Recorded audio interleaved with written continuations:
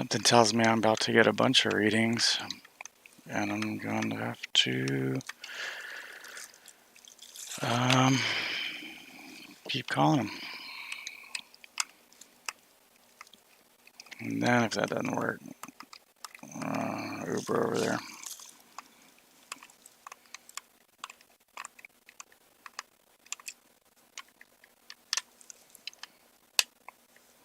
And if I got one right here, I'm not going to go Uber all the way downtown.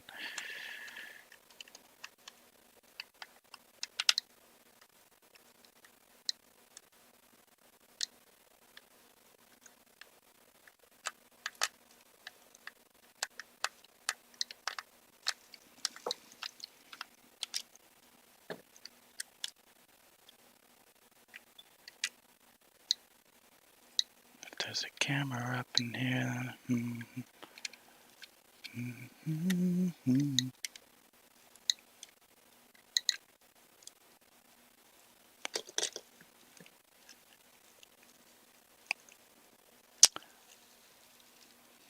I think that was just a bogus call, to be quite honest with you.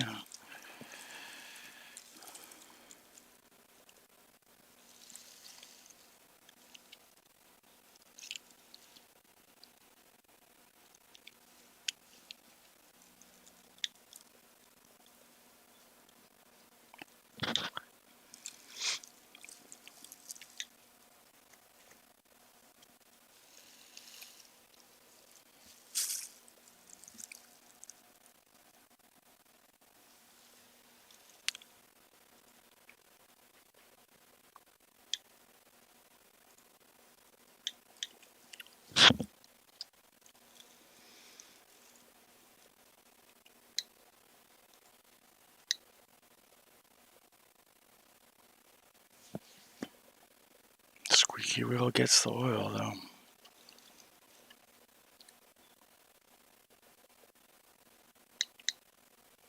Because I'm not going to let... well, I think it was bogus anyway, but I'm not going to let it be dismissed when it comes to radiation. That's fucking ludicrous. Like, no. It's like, I'm going to keep calling, going down there, whatever I got to do.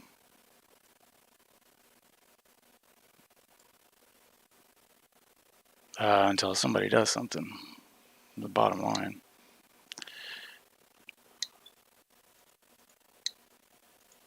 Did I just open up 2 windows? I sure did.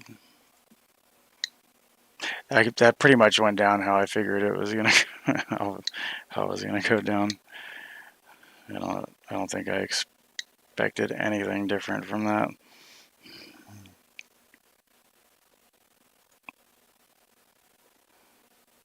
It was about right.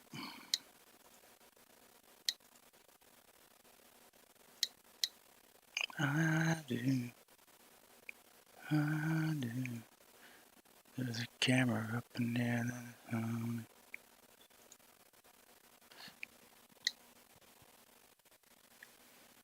That's gonna live with me when I do. Unbelievable. That's so crazy. But then again, I can't be real. Like, I don't know how many phony people I talk to though, since my phone's hacked. Like, it's probably like the 100th time, to be honest.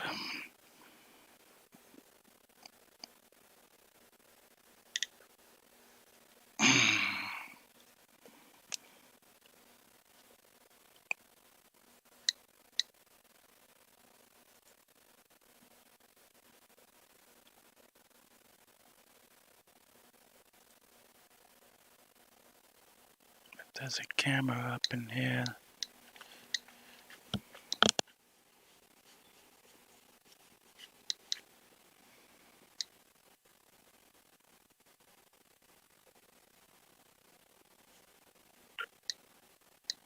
San Antonio 911, this is Billy.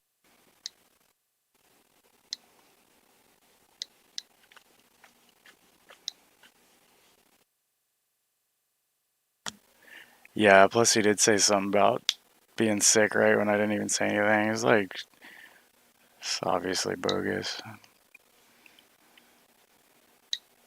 Like, I hadn't even said anything. Like, oh, really, bro? Really? Yeah, it's like, I just have to go there in person. I don't know, I wouldn't mind getting at least one more call, though. Maybe with some, one more bogus call just to have on record. Try to get the number for that specific location.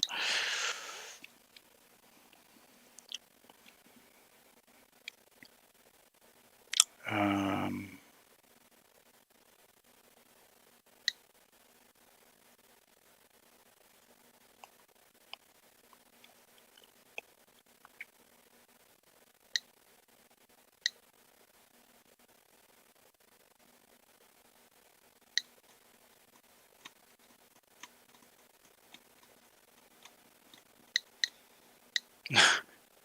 he said I talked to him. They said that's normal. Get the fuck out of here.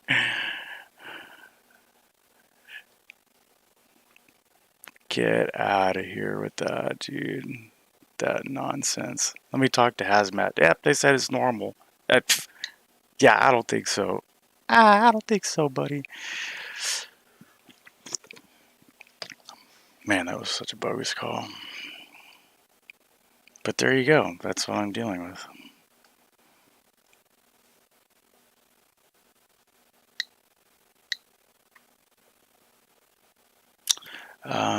Let's do, because I want to record this.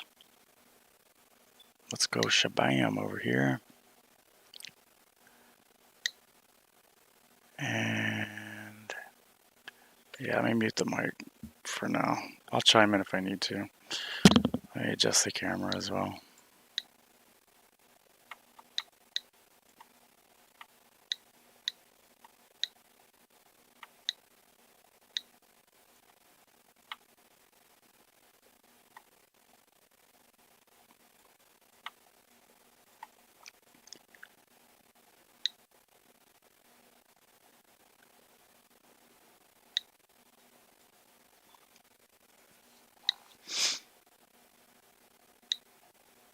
Secret rendezvous. I will hunt you down. Probably should have closed my closets. Jeez.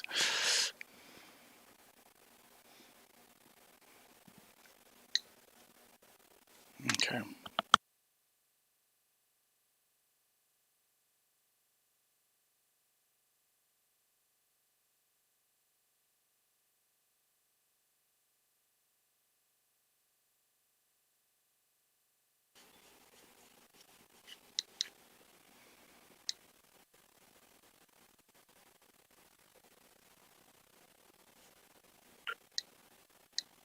San Antonio 911, this is Billy. Do you need police, fire, or EMS? Fire, please.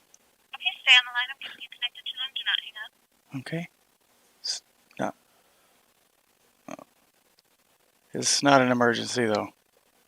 Well, kind of. You have reached the fire and stay on the line. They'll be right with you. Thank you. All the representatives are currently handling another emergency call. Usted se ha comunicado con los departamentos de bomberos y EMS. San Antonio Fire and EMS. What's the address of your emergency? It's actually, well, it's not like an immediate emergency. I tried to call the fire department direct, but I don't know if I had a bad number. But the address is 2614 Amity Road. 2614 Amity, is that a house or apartment? It's a house. What's your name? Ryan Ellis. It's E-L-L-I-S. Mr. Ellis. Yes. Phone number? 210-380-8041. So what's going on? So I called a couple of months back, and I guess made like a report, or like I have an incident number. I talked with Lieutenant Jesse Vera, and I have a really odd situation. So I own a Geiger-Muller counter that detects harmful radiation. Back when I called, I was receiving spikes of harmful radiation above the safe. It was outside of the safe bracket, about double. And I have photos and videos of my Geiger counter, and they gave me the incident report. It just happened a couple times, then it was okay. And they told me if it, continued to happen to do a follow up. And so I've had it spike a few more times over the past couple of weeks, and tonight twice. And then I just basically took a photo and video of my instrument here, of it spiking, and just decided to call you guys. Not sure what to do in this type of situation. So you're just sitting there with this Geiger counter in your home, and you're getting spikes. That's correct. Yeah.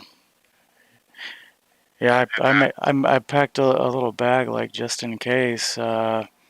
But yeah, it's a really odd situation. I don't really know what to do. I'm just doing the follow up like I was instructed.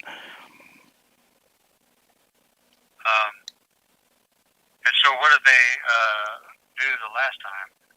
Just told me to monitor it, and if it kept happening, to do the follow up phone call. All right. So let me look here on the. Yeah, it's a pretty unusual situation. I don't really know what to make of it. But you're not sick this time. This time? Right. You said you called a couple months ago, talked to somebody about. Did you get seen before on this same thing? A couple months ago? No, I just spoke with somebody on the phone. Okay. I'm sick. Does it? Okay. Did I say that, or is it on? Is it like on a report there? Or? Did somebody else get sick?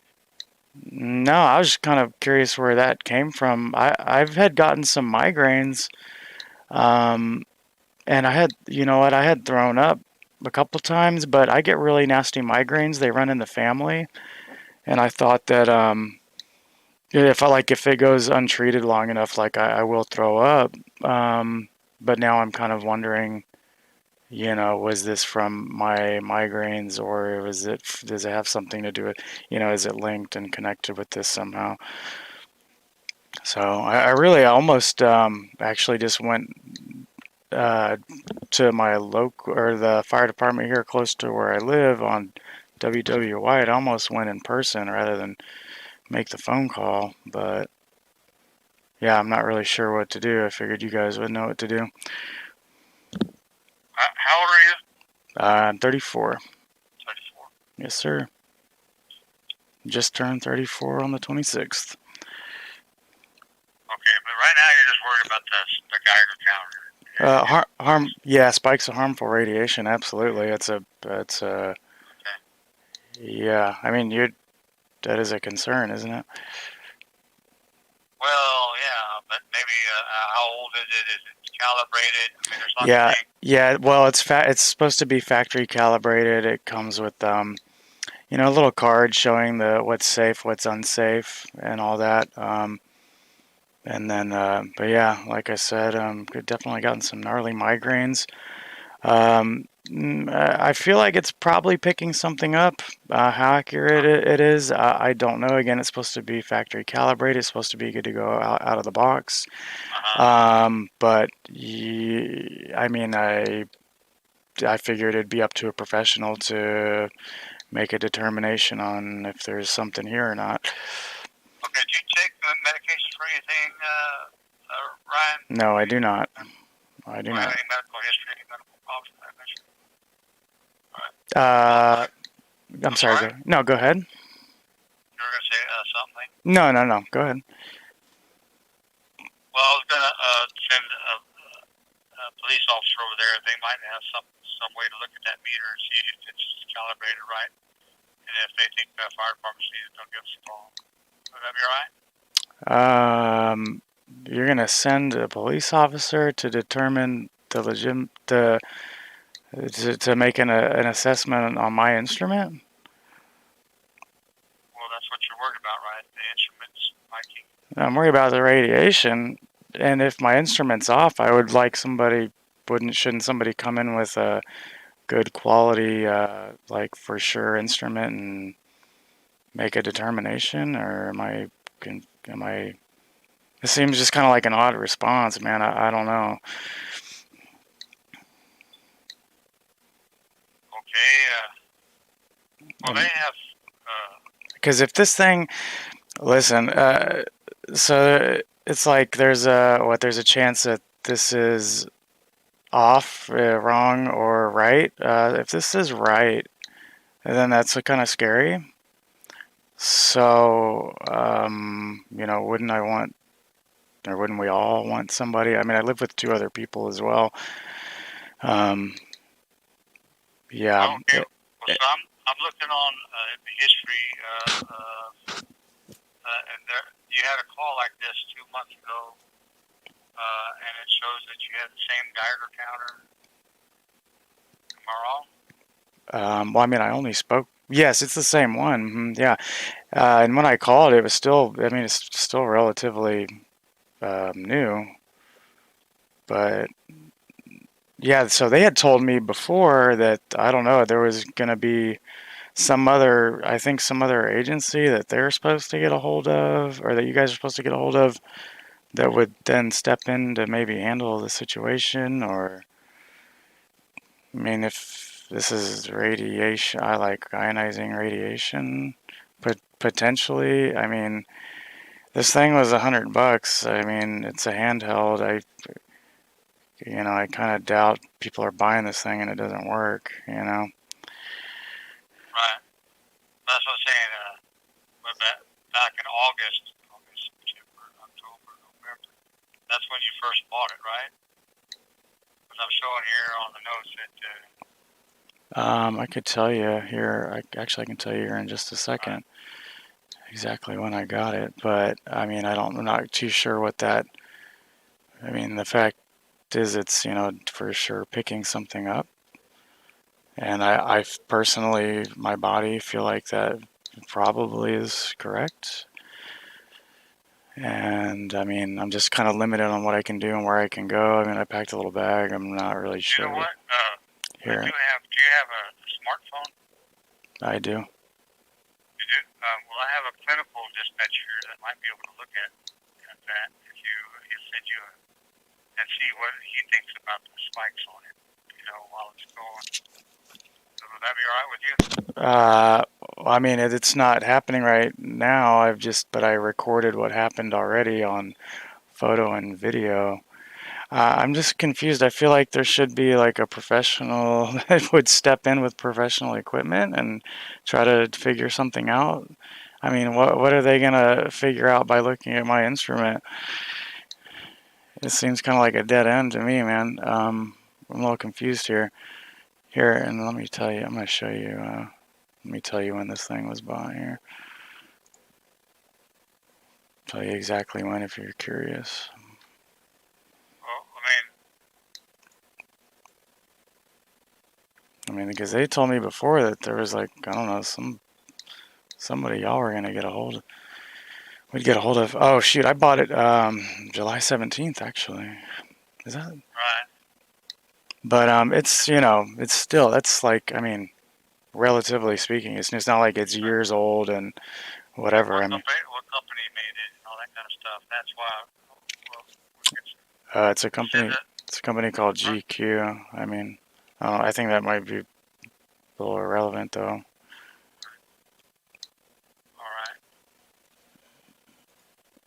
Yeah. Well, are you all right with an officer coming over there and checking it first, and then if we're needed, you can call us? Well, I mean, all I'm gonna be able to do is, I mean, if he looks at it and nothing's happening at the time that they're looking at it, and then all I can do is show them the photos and the videos of where it has spiked, then what is Right. so then if they look at that, that's the situation, then what are they going to determine off of that? What is that going to mean? Well, I don't know. Because I mean, that's what the point of me taking the photos and the video of the recordings, because it's intermittent. It's not constant. It spikes and then it goes away. So when it happens and when it occurs, I record the incident as best I can. So if they come and they look, but nothing's going on, you know, Then everything should be all right. Right. well, not if it keeps spiking up. They leave and then what? It starts spiking up and then there's a problem. I'm getting, and then what? We're over here getting hit. I mean, it's.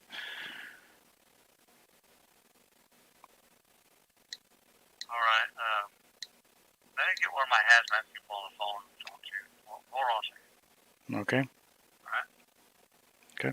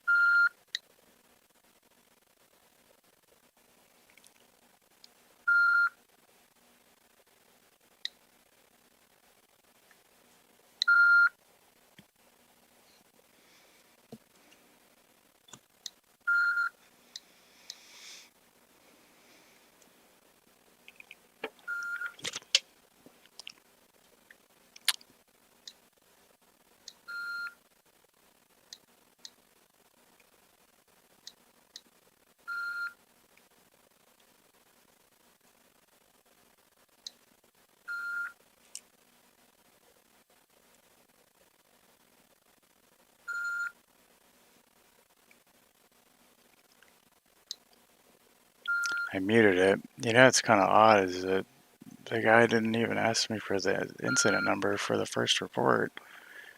Like usually that's like the first thing they ask for. It's really weird.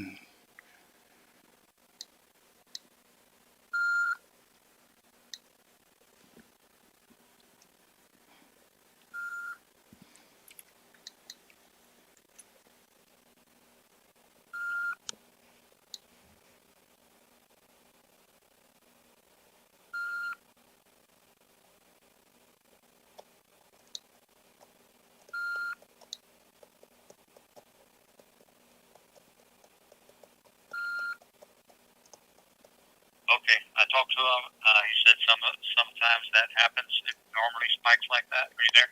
I'm here. He said that even our instruments do that, where it's just every now and then it spikes. It doesn't mean anything. That's normal. No, not if it's giving me migraines and causing me to vomit. That's not normal, sir. I didn't catch your name, by the way. Is it okay if I get your So name? you have migraines now, and you're causing you to vomit again? Not right this second, no, sir. Okay. And I didn't. I'm sorry. Can you give me your name? My name's Barry. Barry. So did Is you that? want me to send an ambulance if you're having? No, I'm not having migraines? symptoms right now. But no, those spikes. No. Normal, and it's even on the card with the instrument that I got. Normal is 0 to 50 CPM according to the calibration of this device, and that's normal background radiation. But anything that goes repeatedly and frequently, well, that's relative, up into double, or one time it showed like many times above, or many multiples into the harmful levels. I'm sorry, but that cannot be normal. I can't accept that. That's not normal. And then I'm sitting here wondering why I'm getting these gnarly migraines more Do you frequent. have it? Do you need me to send you an ambulance? Do you have a migraine right now? So again, sir, I'm okay for right now. Well, all I can tell you is that what they told me. They said that it normally happens, that it spikes every now and again, and even our instruments do that. Well, I Did you want me to send the police to see if that's they see it spiking? that's not that's not That's the normal. only other option I can think of. That's not normal. No, they're. This is why I should have just came in person. Barry. Barry, is that first or last name? My name is Barry Grams, Mr. Ellis. Barry And Grams. do Okay. you want me to? Do you want to go to the fire station with your meter and show up, man, or what do you want to do? Yeah, I mean, I guess if that's what I had, I mean, that's originally what I intended on doing. I mean, That might be best. this is, That might be best. yeah, I mean, this is a serious health concern, and I feel like you're really not taking it seriously, and it's a bit confusing. Okay. Um. Well, I mean, if it was going off constantly, like right now, then I would think, okay, there's something going on there. But you're talking about a spike here and there, and you took a recording of it. And then I just talked to the hazmat people, and they said that's normal. So I'm just going by what my hazmat people say. How is that normal? That's not normal background. A low level of background radiation is normal, but like intermittent spikes, many multiples into harmful levels is not normal. I don't know who told you that, but that is absolutely ridiculous. How is how is that normal? That's not normal. Well, maybe That doesn't make any sense. Having, if to the point, maybe in the morning or tomorrow you should take it to the fire station you want to take it to. is it open? Is it are all the departments open 24 hours? What are the hours? Yeah, we're on 24. We're a fire department. Yes, yeah. Go to the one downtown at number one. They're a hazmat team. They're by the Alamo Dome. I can't go to the one here just down the road from me. Well, if you want to talk to the professional, ones that know about hazmat, that's the one you would go to way over there by the Alamo Dome.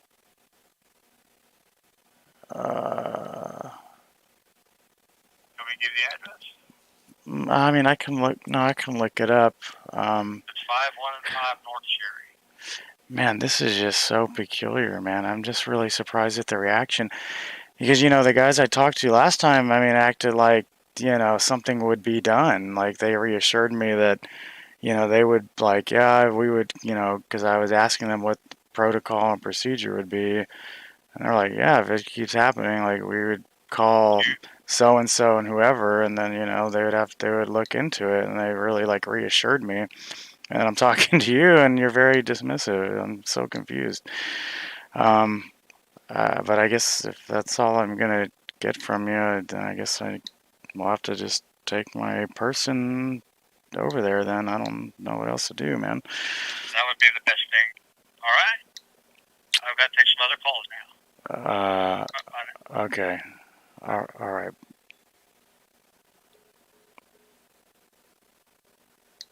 Is it Barry? What?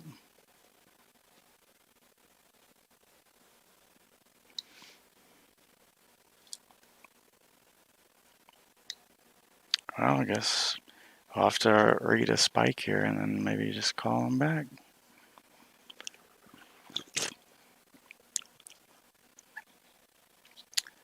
The squeaky wheel gets the oil, man. I don't know how on earth this dude can say just like you didn't go talk to anybody, man. What are you talking about?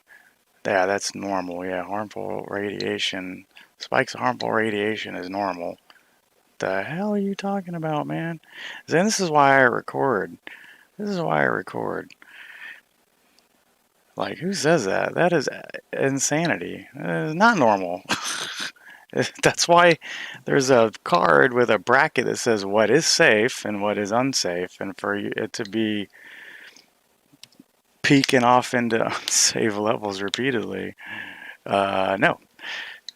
Let me try to get the number for that specific station. Talk to somebody over there. He didn't even offer to transfer me to that location. He didn't ask me for the incident number for the first report that was made. Like, you know what I mean? It was reluctant to give me his name. Just like the alleged SAPD woman I talked to that one time. about another issue, and then she was being really just kind of nasty to me, and she knew she was, which is why she was reluctant to give me her name and badge number, but I recorded that one too. She knew she was being nasty. She did not want to tell me her name.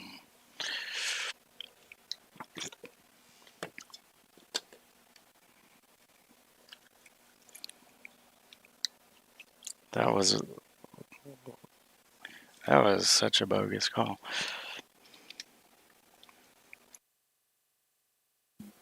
Yeah, it's probably good there. It was a bogus call. Man, like what? Yeah, there's a lot of BS.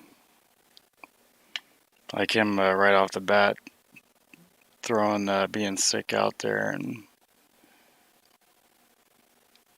he didn't ask for the incident number. Honestly, and just really the whole thing saying that, oh yeah, those spikes were normal. That was just like the biggest red flag. Like, no, Barry Grams, that is not normal. You and me both know that's not normal. We both know you probably didn't go talk to anybody. You just put me on hold for a second, and then you BS'd me. I mean, that was ridiculous, man.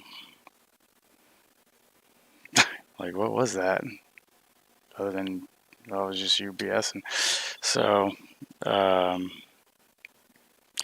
yeah, I mean, whatever I gotta do, whoever I gotta gripe at, for however long until, I get somebody reasonable, Again, the squeaky wheel gets the oil, man. But, it's like if I gotta get all noisy. And honestly, I was way too tame there, man. At some point, you gotta start demanding some things like, look, man, okay, you're being unreasonable. You need to just get somebody else on the phone. I gotta quit being so patient with somebody, man, that's just completely BSing me like that. Way too patient. I guess we'll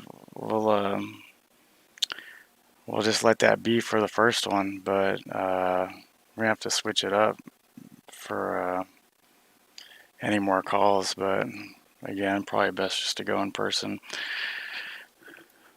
Although I do like getting the calls and being able to record it, because it's just like, look at this nonsense. This is just like some fucking backwards Alice in Wonderland, like fucking wrong turn, whatever what am I, Will Ferrell, what am I taking crazy pills type of shit. I mean, damn, man, the hell? Oh yeah, that's normal. Nah, man, I don't think so. No, it's not. Why would you say that? Don't ever say that again. It's not normal. It's a, it's like a big concern. It's a big health concern. It's not normal. Anyway, stop that recording. Let me just save that real quick.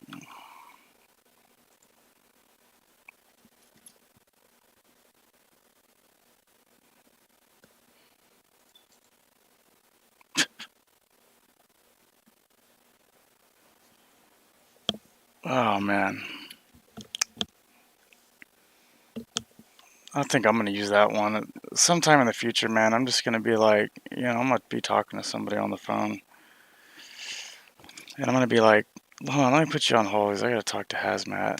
And I'm just gonna put him on hold for like 45 seconds and come back and just tell him some nonsense. Hold on, I gotta talk to Hazmat. Hold on. Let me use that one. Yeah, I talked to Hazmat. Nah, that's cool. It's normal. The Hazmat? The Hazmat said that? I don't think so. No, real Hazmat would be like, yeah, there's a problem. We probably should go check it out.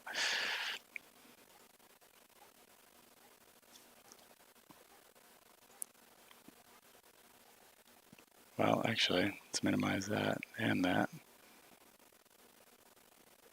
And let's put this back on. Kabam! Let's put it back on that.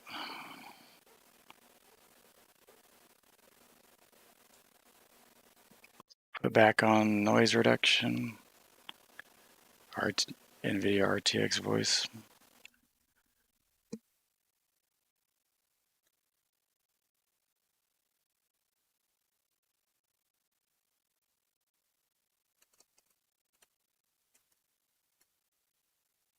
Leave my water out there.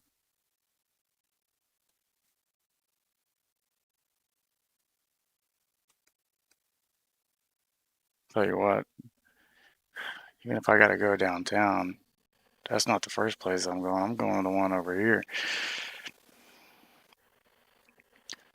I shouldn't have to go downtown to talk with hazmat or who.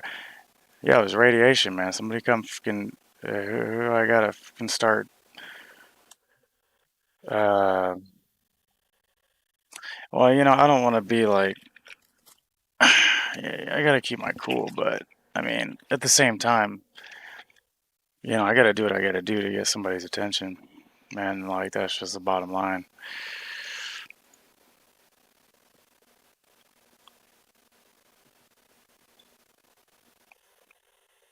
That's just absolute insanity to dismiss that. I mean, that person, that's probably not a real fire department.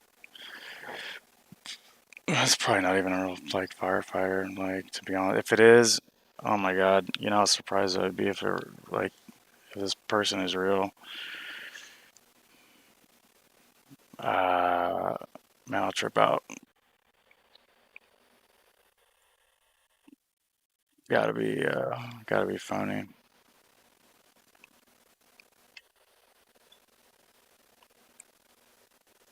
Oh man, I gotta WebM this thing. It's freaking almost 400 megabytes, man. And I guess maybe I had here, and let me tell you, I'm gonna show you. Let me tell you when this thing was bought here.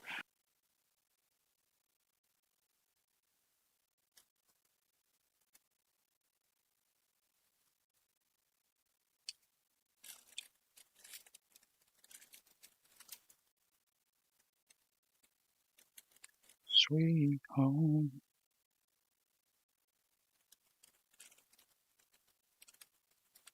Nicaragua.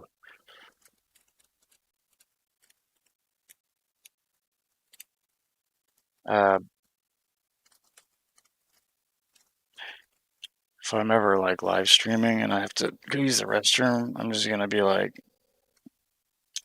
hold on, I gotta talk to Hazmat.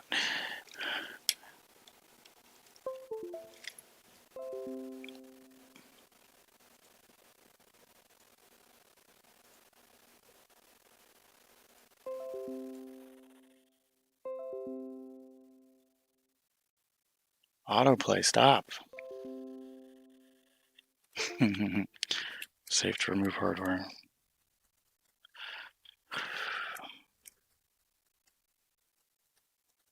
Yeah, I'm really just about to call an Uber and just go to this one over here. Go talk to him.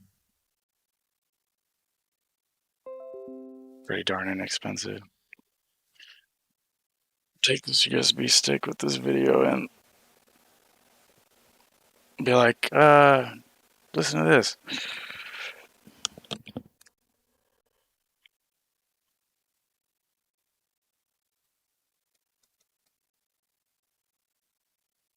It's like, can I be real?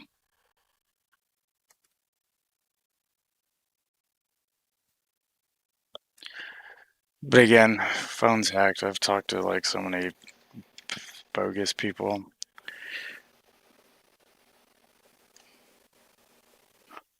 Remember, I talked to some lady and she was like clearly Australian. I was like, oh, you're Australian. She's like, no, I'm South African. I was like, no, you're Australian. It's an Australian accent. It's like, just trolling, man. Just straight trolling. It's like, what the fuck? It's like, don't do that because I love Australians.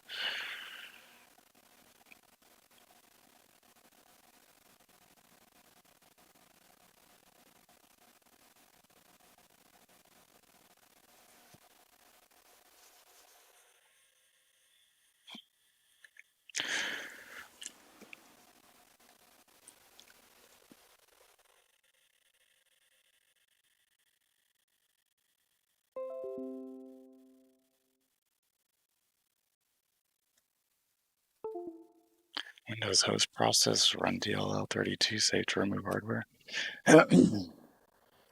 Okay.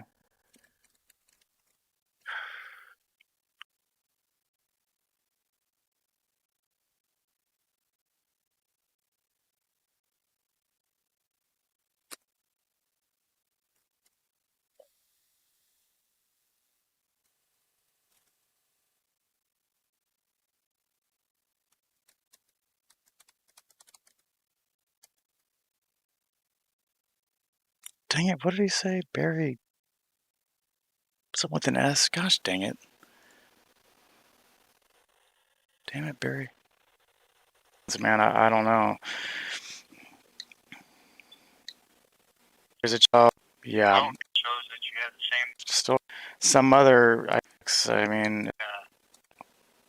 mean, the fact. Yeah, I do. You know, while Photo and video. What? Let me tell you. I'm going to show you. Let me tell you when this thing was bought here. Because relevant though.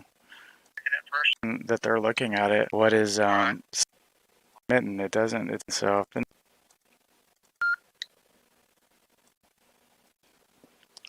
Dang it! What did he say? Barry Schmog. Barry Smaug. Yeah, Barry. It's your name? my name's Barry. Barry. So Is did that you want me to send an ambulance if you're having? like, and why do you keep offering to send police and ambulance? I told him like 3 or 4 times, like I'm fine right now. Man, troll, man, straight troll. No, I'm not having symptoms right now.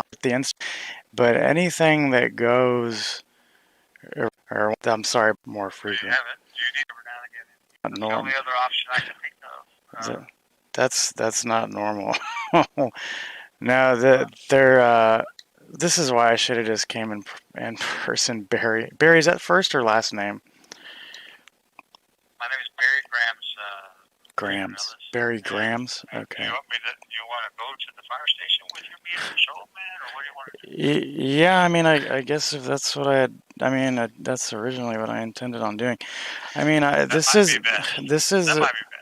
Yeah, I mean, this is a serious health concern, and I feel like you're really not taking it seriously, and it's a bit confusing. Okay. Well, I mean, I like his okays though. He did a few times. Okay. Damn it, Barry! Come on, man. Possibly like right now, then I would think, okay, there's something going on there, but you're talking. You know, even though Barry didn't can help me do jack shit, there's something a little charming about old Barry, man.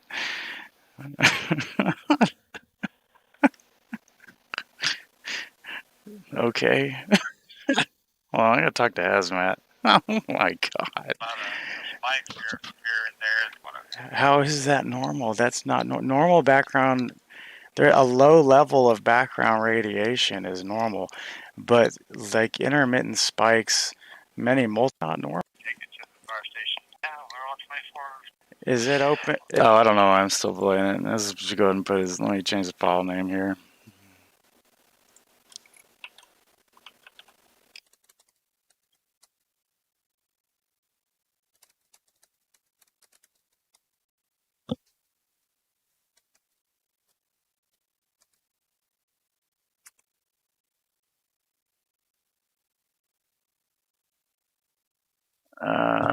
Okay, we gotta WebM this huge ass file.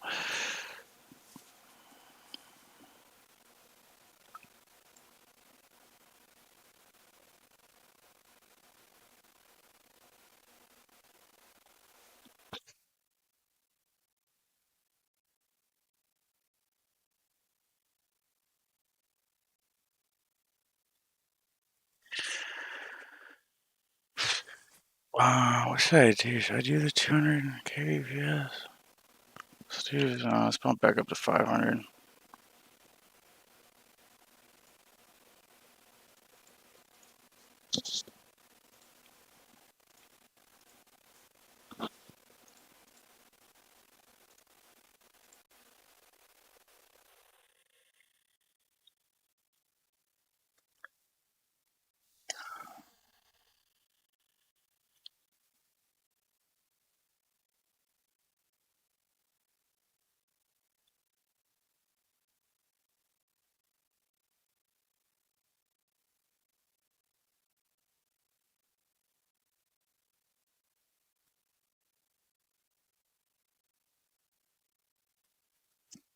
me get the number for this one downtown, allegedly. Yeah, the people with the hazmat downtown. Man, Barry, why didn't you fucking transfer me then from the very beginning? You know, why are you talking to hazmat? Why don't you let me talk to him, man? Barry, dude. Oh, old Barry Grams. What a freaking like, and that name too, man. Some Hollywood name shit. Barry Grams. It's kind of a sweet name.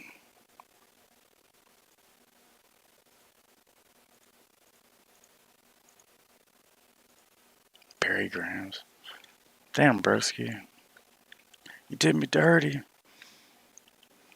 It's messed up.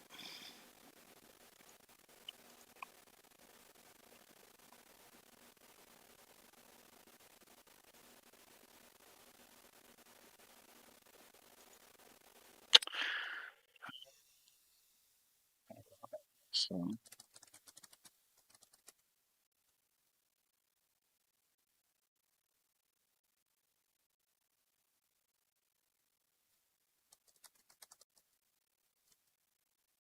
what do you say? 515?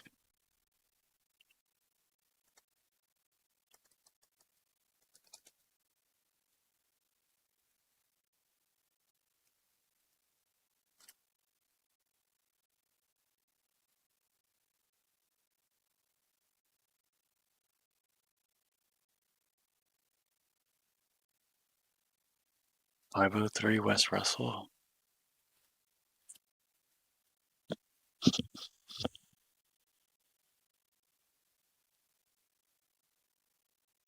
Well, he said by the Alamo. So that if I thought I saw one that said Commerce, that would be the closest one then.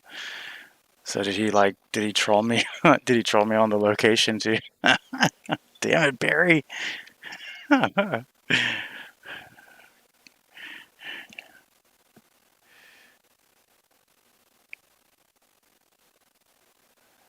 Barry, how could you? Oh, Barry Grams. Mm, that's St. Mary's. No, where is it? I'm on the wrong spot here. Over here? Nah, and seeing this that's not even. What the fuck one is he talking about? He's straight trolling. Damn it. Trolling, bro. The Alamo. Fire Department Headquarters, 1425 East Commerce.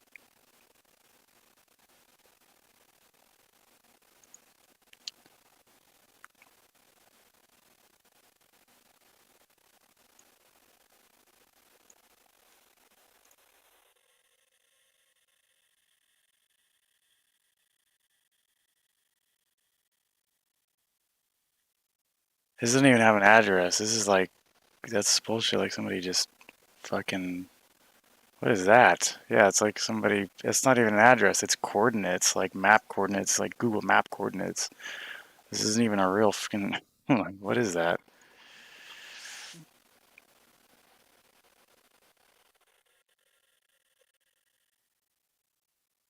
Yeah, it's a troll. It's a troll.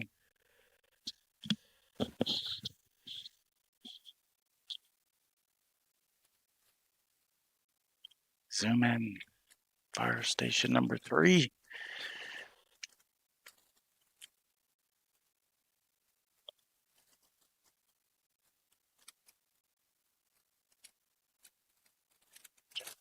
Reconnect this shit.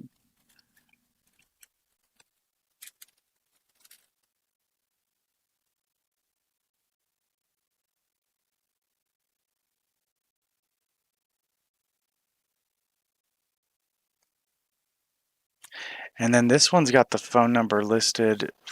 This is the same number as the one that it was saying was the number for the department down the road. which I called, but then it said 311.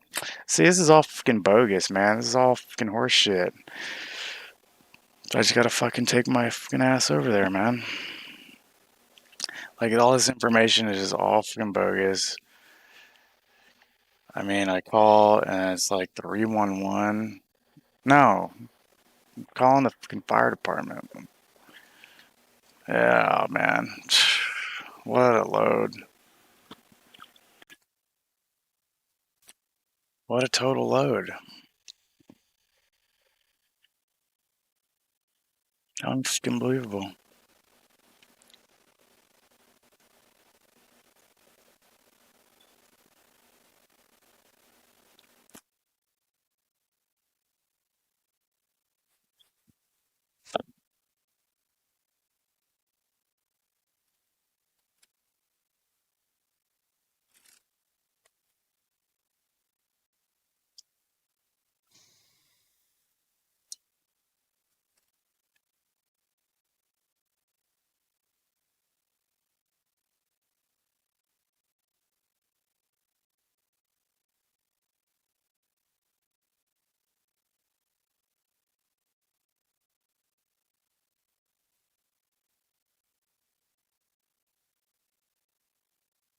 Yeah, it's kind of bumping up again. I still might try to just call him back.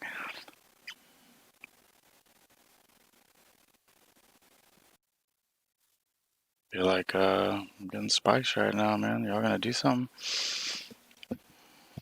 Just freaking start bugging them.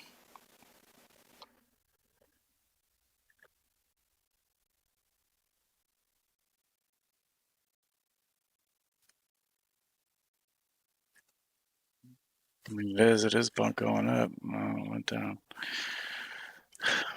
I mean, I don't give a crap, dude. I'm not gonna feel bad for calling and calling until if somebody fucking gets off their ass and fucking does something.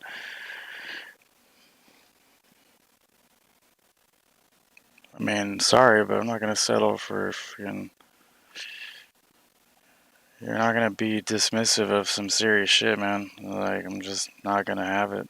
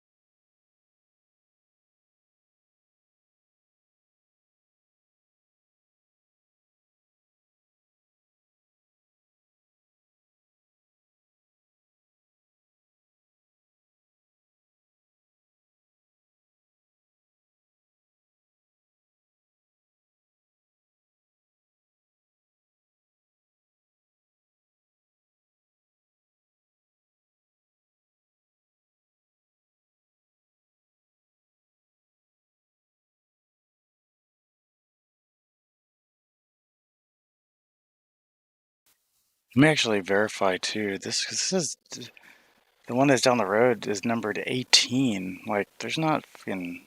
Well, I don't know how they do their numbering, but there ain't no fucking 18 stations here in town.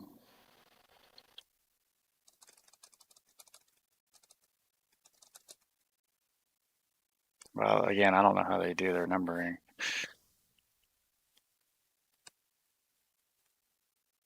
Clearly not by how many there are.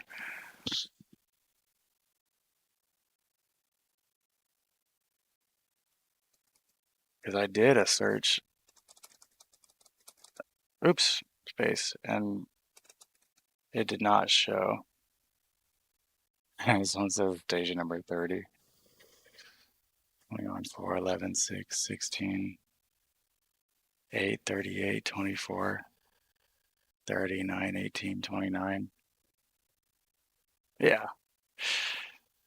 Mm-hmm. Yeah, give me that street view. Rotate. No, give me street views.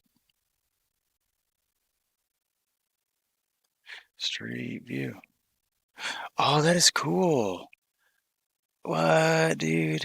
Yo, that is badass. What? They have like this really, is that, dude, that is awesome. Wow, that is super cool. Man, that's awesome.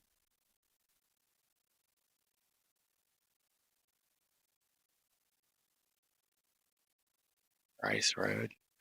Okay, yeah, that's definitely WWI.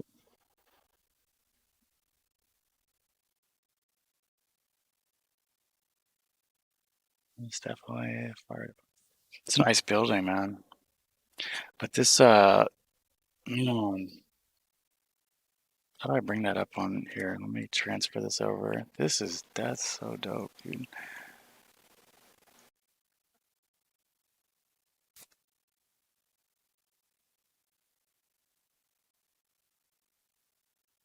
Yo, for real though.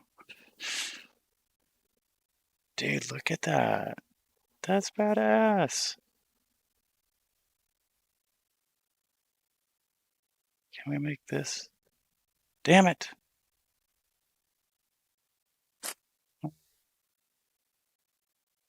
Street view me. Come on, man. Street view me, man. How do you make it do street view? Come on. Damn.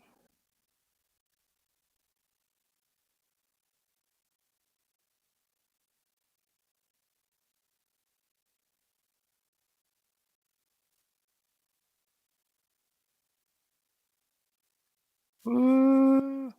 Look at that bad mammo jamma. Oh, is it this button? But bam! Collapse. Collapse that side pane. Dude. What? Yo, how cool is that, dude? All on display, man.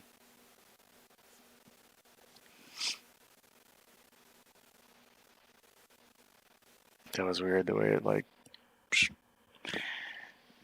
warps it for that 3D.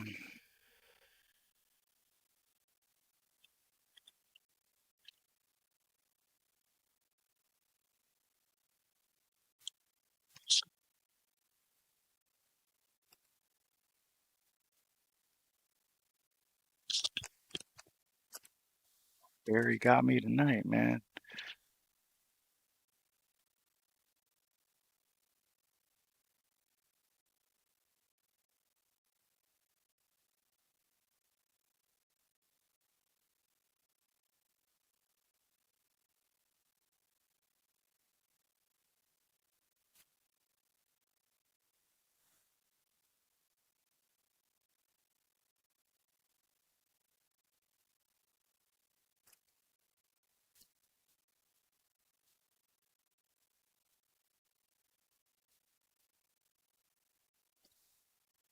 Photo, what's that photo filter? Oh, underwater. Meh, meh.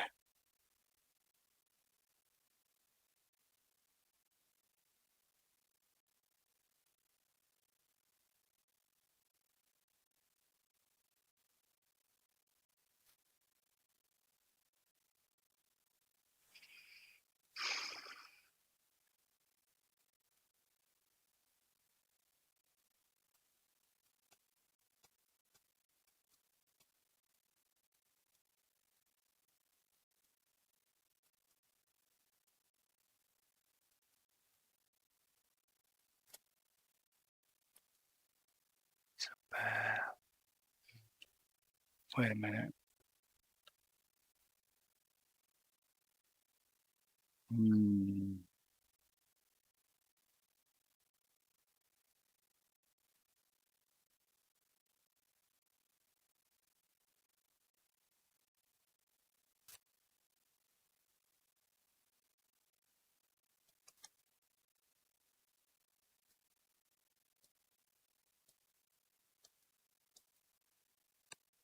Sorry, excuse me while I cycle through all these.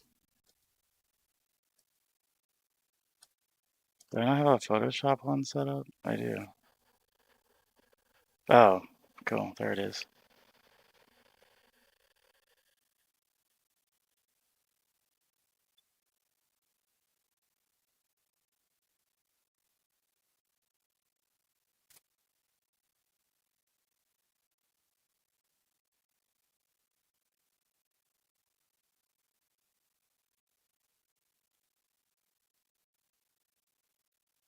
Hmm.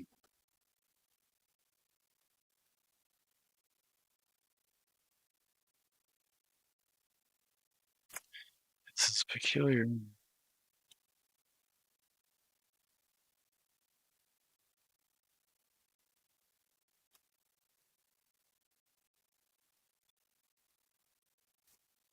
See how it looks soft here? It looks soft. If you adjust shit in the right way, then it suddenly becomes very hard. But see, like up here, this is still soft. Right here. Like this edge is soft. This appears soft, but if you adjust it, yeah, that's signs of manipulation. I knew it.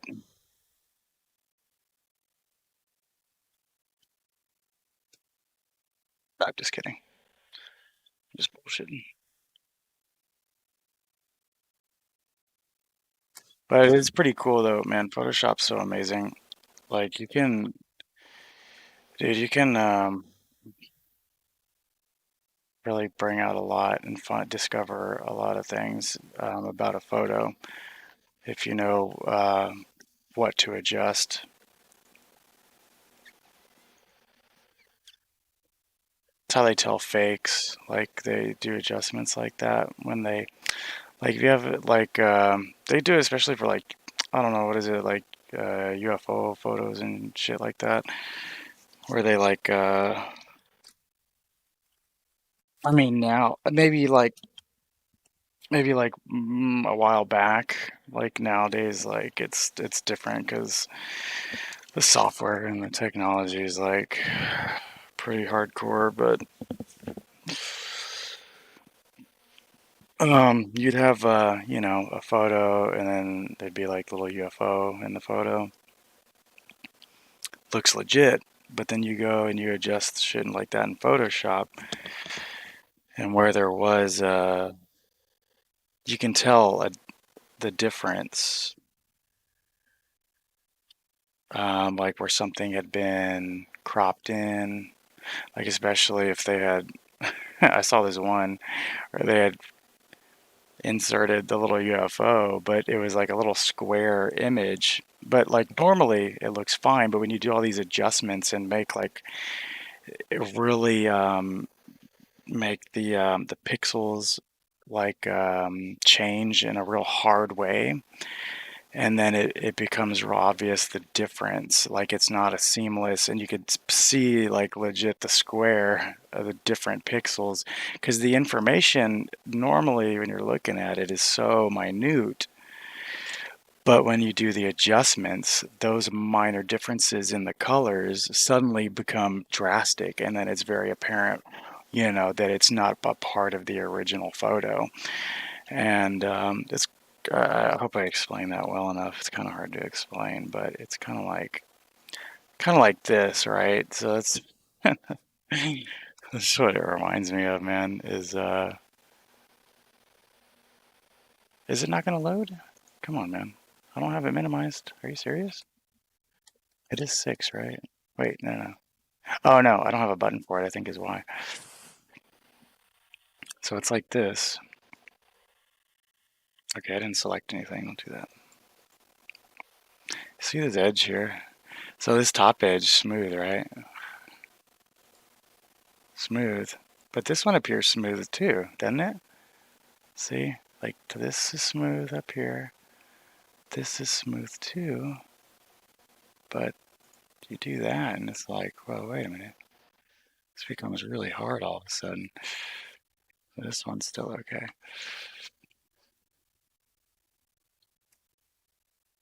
It's because it's white. It's a real high contrast color.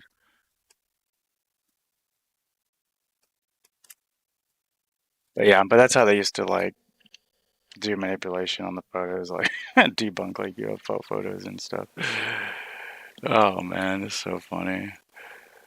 Because I've seen them do it and then like, present their findings. It's like digital forensics, man. And they present the findings like, yeah, your photo's fake.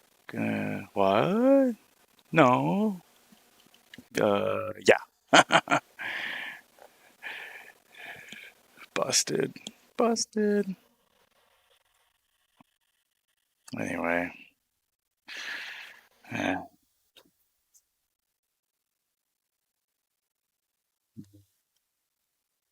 It's not that much to go down the road, but man. I have to.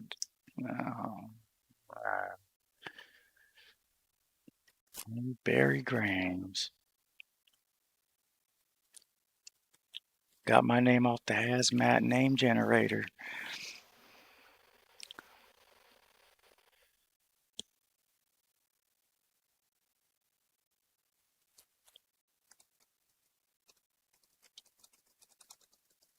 Wrong window.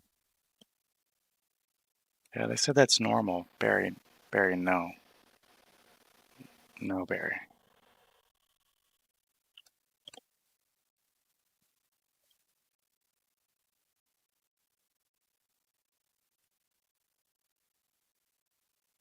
Damn, 2 hours and 46 minutes ETA on that WebM. Damn. Oh, man, that WebM takes forever to convert, but man, some of the best compression I've ever seen. Well, like legit is the best compression. Just so good. Oh god, I gotta get on. I need to go through my bank. All my bank stuff.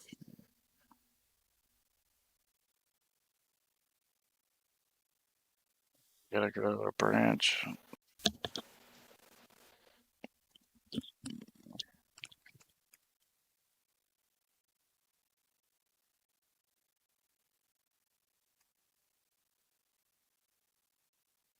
That is so sweet, man. That is still like, that's so cool. I'm still really impressed by the all fire truck. Yeah. Mm,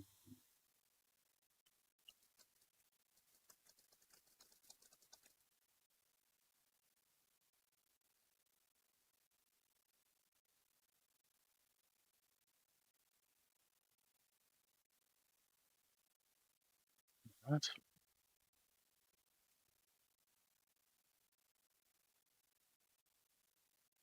Has he?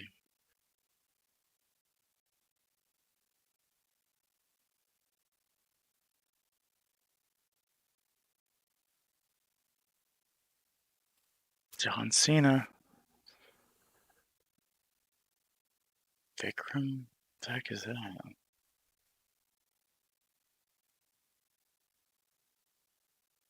What are these sweet fonts imported, dude? Yo, like that a lot. It's basically just like a cursive. This one's cool too.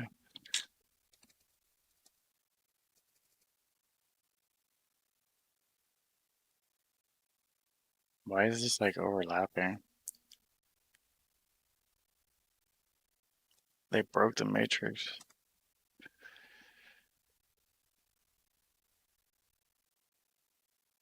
Look at them. Look at them, damn it.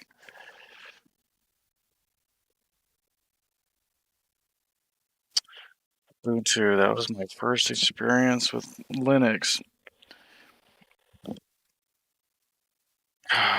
That's because this dude, because he knew it was my first experience with Linux, so he was like, "Oh yeah, just go with Ubuntu then. That's like the best for Windows users." I kind of feel like I wish he had shown me a different distro because really, like, dude, Ubuntu back then was so bloated and it was really kind of slow. Like, I mean, it's improved so much. I mean, but it's been a long time. Like, man, I messed with Ubuntu. Dude, it was so many years ago, man.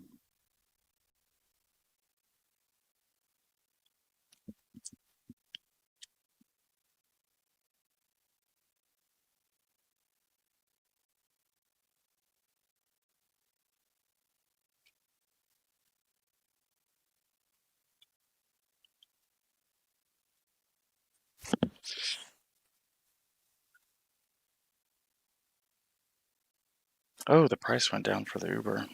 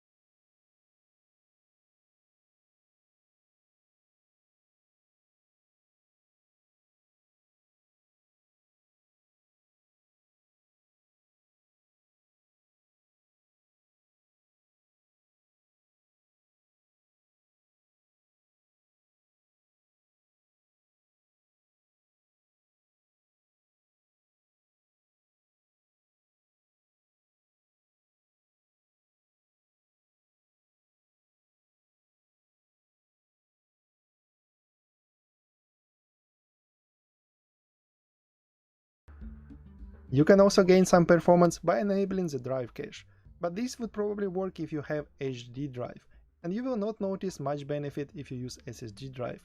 So I would recommend to do that only for the HDD users. So you open the application disks, select your main drive here, if you have several drives for example, go to the settings, click drive settings, and go to the tab write cache, and here you just need to enable this feature. You can also read these warnings that you may lose your data if, for example, your computer shut down unexpectedly because of electricity cut, for example. But I have used this feature for many years and I have never ever had any problems. So I believe the performance benefit is still worth it enabling this feature. So give it a try if you use a slow HDD drive, and I believe you will notice some performance improvements. But again, if you use an SSD drive, that may not be necessary. On the other hand, for SSD users, I recommend to reduce the number of SSD writes, which will extend the lifespan of your SSD drive. You need to open the terminal and open the file with gedit, and the file is atc fstab. Type your password, and here you search for the word errors, and before that word you need to type noah time. This way the number of writes to your SSD will be reduced. If you have several partitions, for example this is my root partition, but you may also have a home partition here, you can add this word to the home partition as well. Then you save this file, and after the next reboot these settings will come to play, and number of writes to your SSD drive will be little reduced, which will also extend the lifespan of your SSD drive. If you are watching this video, you must be curious and creative. The default is just not enough for you. So, you may like the sponsor of this video, Skillshare. Skillshare offers thousands of inspiring classes for creative and curious people just like you. It is a great place to explore web development, video making, photography, writing, freelancing, and more. I believe you may like this tutorial on how to handcode your first website by Rich Armstrong, where you will learn basics of HTML and CSS. Everything is presented in a simple way and visually narrated. So in about an hour you will get your first hand-coded website as I did. I like Skillshare because it is a curated platform, so videos are top quality, concise and optimized for learning. The first 1000 of my subscribers to click on the link in the description would be able to explore thousands of inspiring Skillshare videos with 2 months free premium membership. I would say installing Synaptic is an optional thing to do after installing Ubuntu, because Synaptic is quite old software manager, but I still recommend you to install it, especially if you want to learn more about Linux, because this software manager includes many more softwares which are not visible in the default software manager. So you search for Synaptic, here it is, and install it. Close Software Manager and search for Synaptic in your menu. Let's open it. And now, as you can see, you see detailed information about every package available for installation on your system, as well as you can go to the Status tab here and select only installed packages, and you will see all the installed application in this software manager. It is much more useful than using the default and user-friendly Ubuntu software manager. So if you want to be a little more advanced user, or you want to learn more about Linux, I highly recommend you to install Synaptic and use it for installation of specific packages. We will use it a couple of times during this video, and you will see all the benefits of this software manager. Ubuntu Restricted Extra includes many packages which are very useful for everyday use for desktop users. For example, it includes many codecs which are necessary to play some video formats, but they are not installed by default in Ubuntu because of some licensing issue. But you can still install them yourself. So let's do that. You open terminal here and type sudo apt install ubuntu restricted extras. In addition to this, I also recommend you to install Ubuntu restricted add-ons. And if you play DVD disc, you can also install this package. Press enter, enter your password, and say yes for the installation of these programs. Here you need to agree with the user license to install Microsoft Fonts. You press Tab to select OK, and then you press enter. Here again you need to press Tab to select yes, and press enter. Again, to install libDVD library, you need to press OK here, so you press enter. You can also enable automatic upgrades, you press enter again. The installation of these packages takes quite some time, so that's why I speed up this part in the video. But you will need to wait quite a while to install them. So after these packages are installed, you will be able to play almost any video or audio formats, and in addition to this, these packages also include Microsoft fonts, such as Times News Roman, which will be necessary for Microsoft LibreOffice compatibility. I don't recommend installing Flash Player because of the security reasons, but I know myself that sometimes you need it because some very old websites still use it, and especially if you need to access those websites, you need Flash Player installed on your system. So if you're one of those persons who still need to use Flash Player, you can open Synaptic. This is actually the case where I will show you how we can use Synaptic. And search for Flash here. Then you just need to scroll to the letter F and find Flash Plugin Installer. Select it for installation by Mark for installation and click Apply. You can also select here automatically close the window after all the changes have been successfully applied. Now Flash Player is installed and you will be able to access those old websites which still use Flash. To install Java environment, you open Synaptic and search for Open GDK. And here you will see all the available Java versions which you can install on your system. The default one is version 11, so you select it here for the installation. But if you need the newer version of Java, you can also scroll down and find version 13 and version 14, for example. Or you can also install older version, which is version 8. That's another benefit of Synaptic Package Manager. So you can see all the available versions of software which you can install in Ubuntu. We apply these changes, and after the program is installed, you should be able to use Java programs on your desktop. Speaking about additional applications, there are many programs you can install. In this video I will show what I think is probably the most frequently needed applications for regular users. And the first one is alternative browser. Of course you can use Firefox, but I know that many users prefer Chrome, or you can install Chromium, which is an open source version of Google Chrome. You can open Software Manager, or you can of course use Synaptic if you prefer that, and you search here Chromium. Here it is, select it, and install. Basically, Chromium has almost exactly the same features as Google Chrome, but it is an open source, that's why I recommend it over Google Chrome. You go to the menu and open it just to test. Here it is, it looks exactly like a regular Google Chrome. So the next application is a little bit controversial. This is a video player. Ubuntu already has a video player, which is pre-installed here by default, and it is quite decent and good video player. But it may not always play very well some of the formats. So that's why I also recommend you to install additional player. And for this particular case, I will recommend you to install Celluloid video player, which is getting very popular. So you search for Celluloid player, open its page, and here you click installation.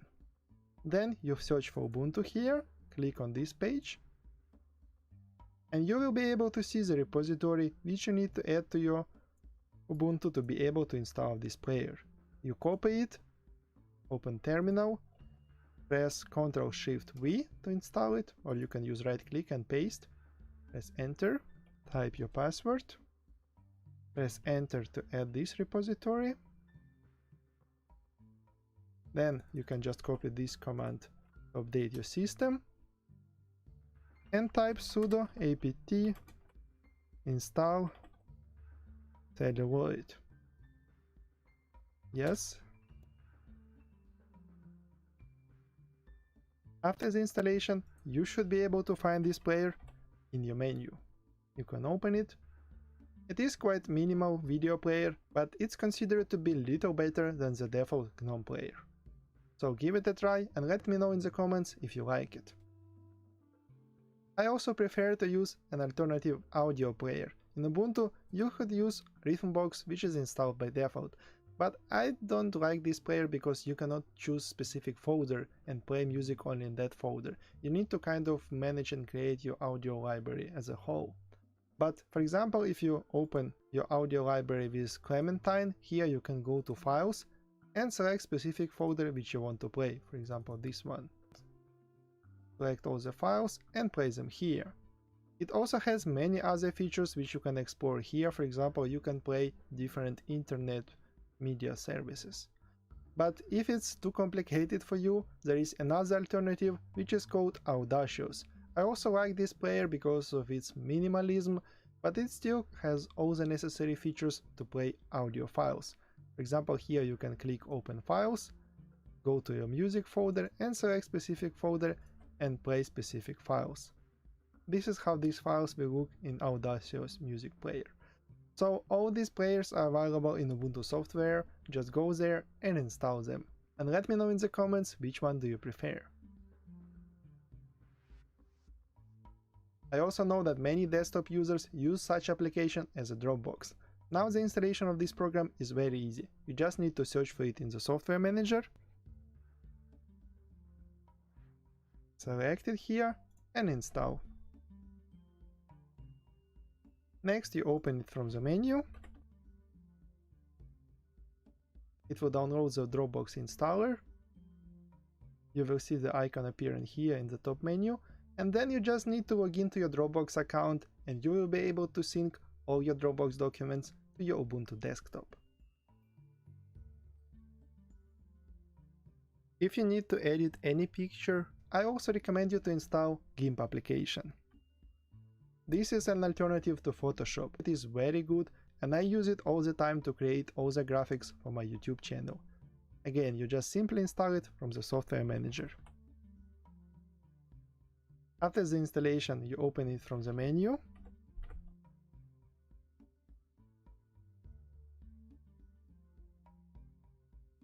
And this is how GIMP looks. If you're a Spotify user, you can also install it in Ubuntu and stream all your music library through the Spotify. Just go to the Software Center, search for Spotify and install it. I know also that in current situation, many of us have to work from home and use different online meeting tools. For example, if you still use Skype, you can also find Skype in the software manager and install it from here, but most likely you have already switched, for example, to Zoom, which is also available in Ubuntu. Search for it in the Software Center.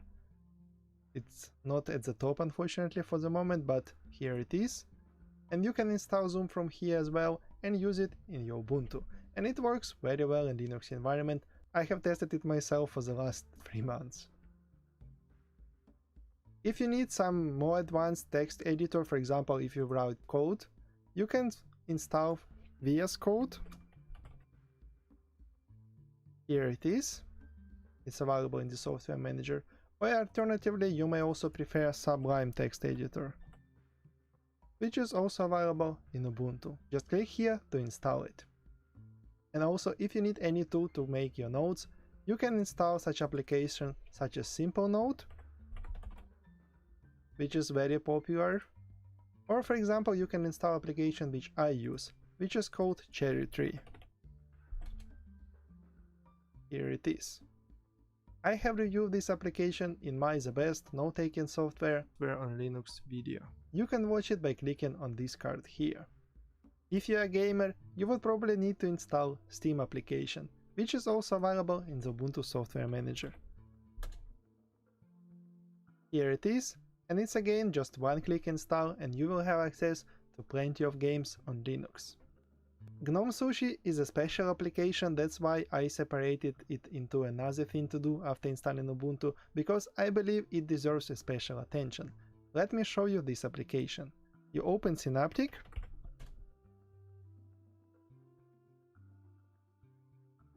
and search for GNOME-Sushi.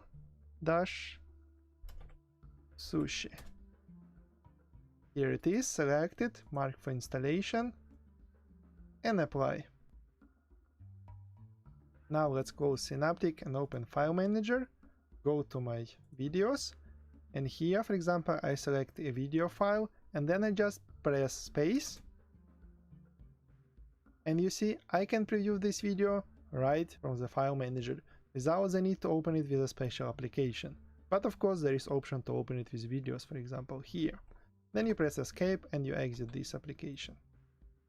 You can do the same for many other files. For example, you can preview an image. You press space and it will open in this preview window. That's a feature which is very popular in macOS, so I believe many Ubuntu users will also appreciate it.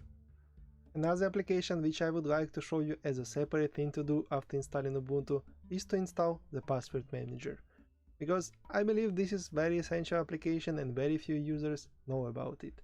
If you go to your software manager and search for the application which is called KeePassX,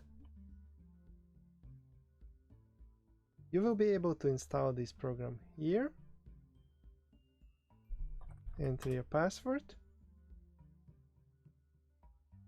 This is my favorite password manager, so let me show you how to use it. You create a database where you store all your passwords, but you encrypt it only with one password. So you just click create a new database, passwords, continue. So now you need to enter the encryption password. So this password needs to be very complicated, but something that you will remember, or you can write it down somewhere and hide it in a safe place. But for this experiment I will type a simple password, because it's just a test. So after you have created the database, you choose where to save it. You can save it in your documents. And in this application you can create many different passwords, and you can store them in different categories. For example, you can create different groups. Let's make it Linux. And you can create different password fields here. I will name it test, username ALU, and here you can type a custom password, or I recommend you to click on this keys icon and generate an automatic password. You can define how complex you want it to be.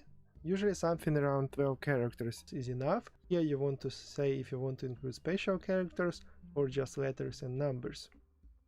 You can also see how the password looks. For example, this password is much more complicated. You can also see how good it is. So this password is good. If we increase it, now it becomes excellent. And then you click accept. So now you have saved your password here. You click OK. So, and here we have one password which we have just created, but you can create like hundreds of passwords for different accounts here. That's what I usually do.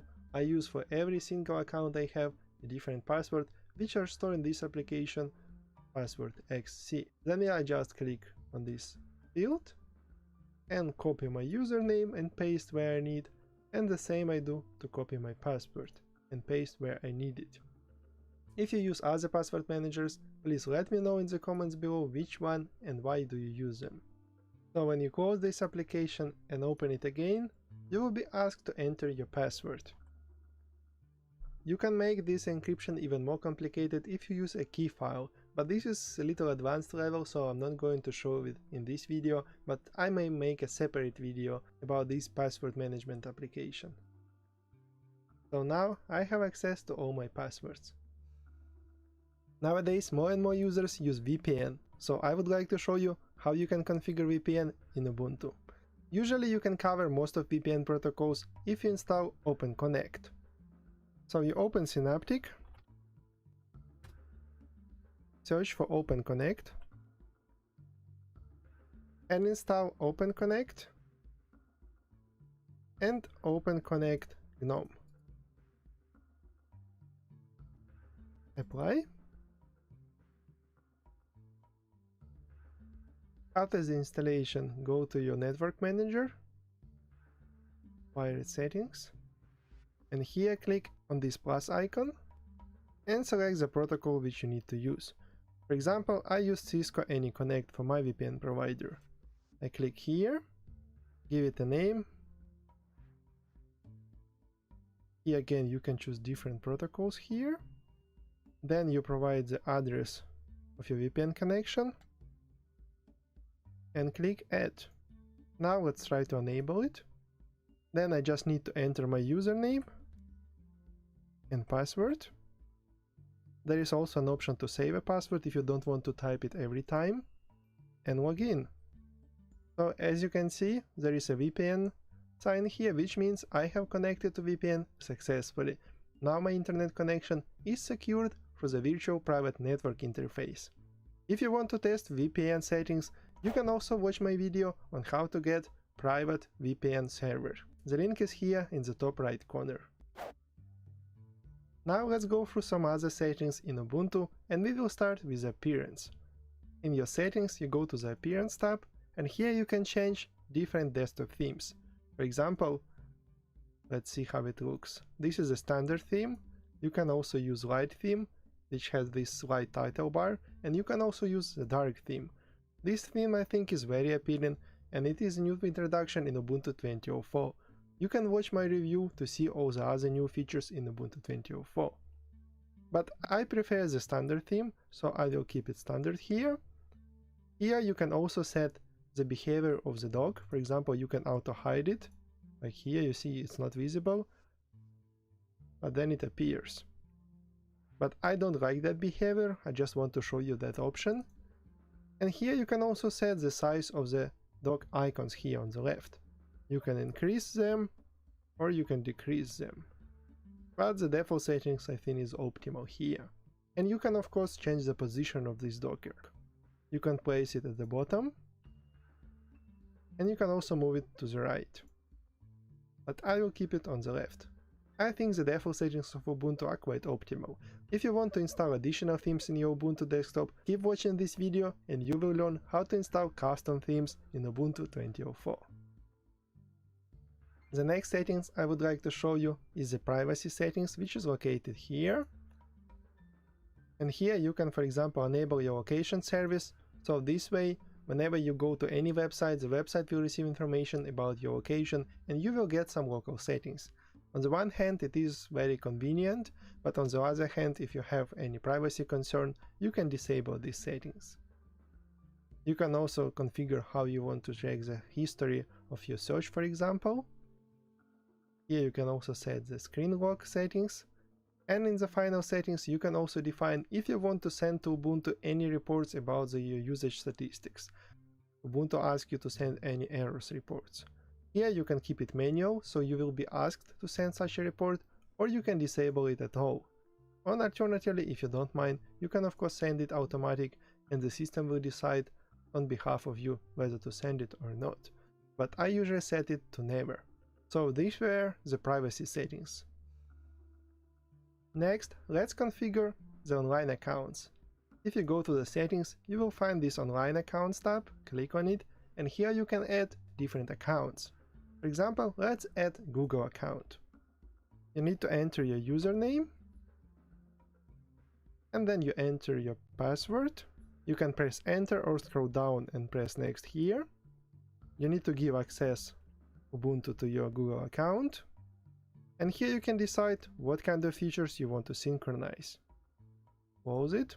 So now your Google account is connected here. You can of course connect several different Google accounts if you need. One of the advantages of this online accounts connection, for example, if you use Google Drive, you go to your file manager and here you will find your Google Drive attached to your system. You click on it and you will be able to find all your Google Drive files. This is very convenient, and we will use Google Drive in the next things to do after installing Ubuntu 20.04 when we will do backup of our system. I also recommend you to check your computer name. For example, if you go to the tab Sharing, here you will see your computer name. In my case it is Ubuntu 20. You will also see this name when you open a terminal. For example, let's open the terminal. And you will see here is my username and the computer name. So if you want to change this computer name, you can do it here. Also, after you have changed this computer name, you may need to log out and log in to apply this change. Next, let's go through the sound settings.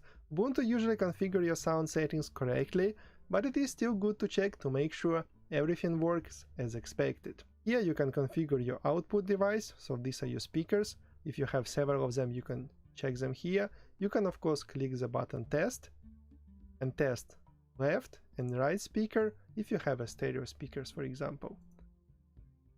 If you have more complicated sound settings, you can also configure them here. For example, if you have 5:1 system, you can set all the settings right here. But as I said, Ubuntu usually picks up these settings automatically. It is getting more complicated with the input devices. For example, if you have several microphones, you can choose them here. That's one of the problems many users experience when they try, for example, to run Skype and they don't get sound. This is because you have wrong settings in your input devices here. And the final setting is you can configure what kind of sound you want to hear during the notification. For example, you can have a bark sound, drip, glass and sonar. So test them yourself and pick the one which you like the most. Also here you can set overamplification. I find it useful when I run Ubuntu on a notebook and I have very quiet speakers. So here I can set overamplification. It decreases the quality of the sound, but it makes the sound louder. So in some cases it's better to be able to hear something with worse quality than not hearing anything at all. So consider this option as well. If you enable it, you will be able to overamplify your sound to almost 150%. So give it a try if you use Ubuntu on a system which has very low sound level. But in my system everything works fine, so I don't need this option. And here you can also set the system sound level. For example, I usually set it to very minimal because I don't like very loud notification on my computer. So these were the sound settings. I hope it was useful, and if you experience any problem with input or output sound devices, go to these settings and make sure everything is set as you need it. After you have configured your sound, you probably also need to make sure that your display is configured correctly.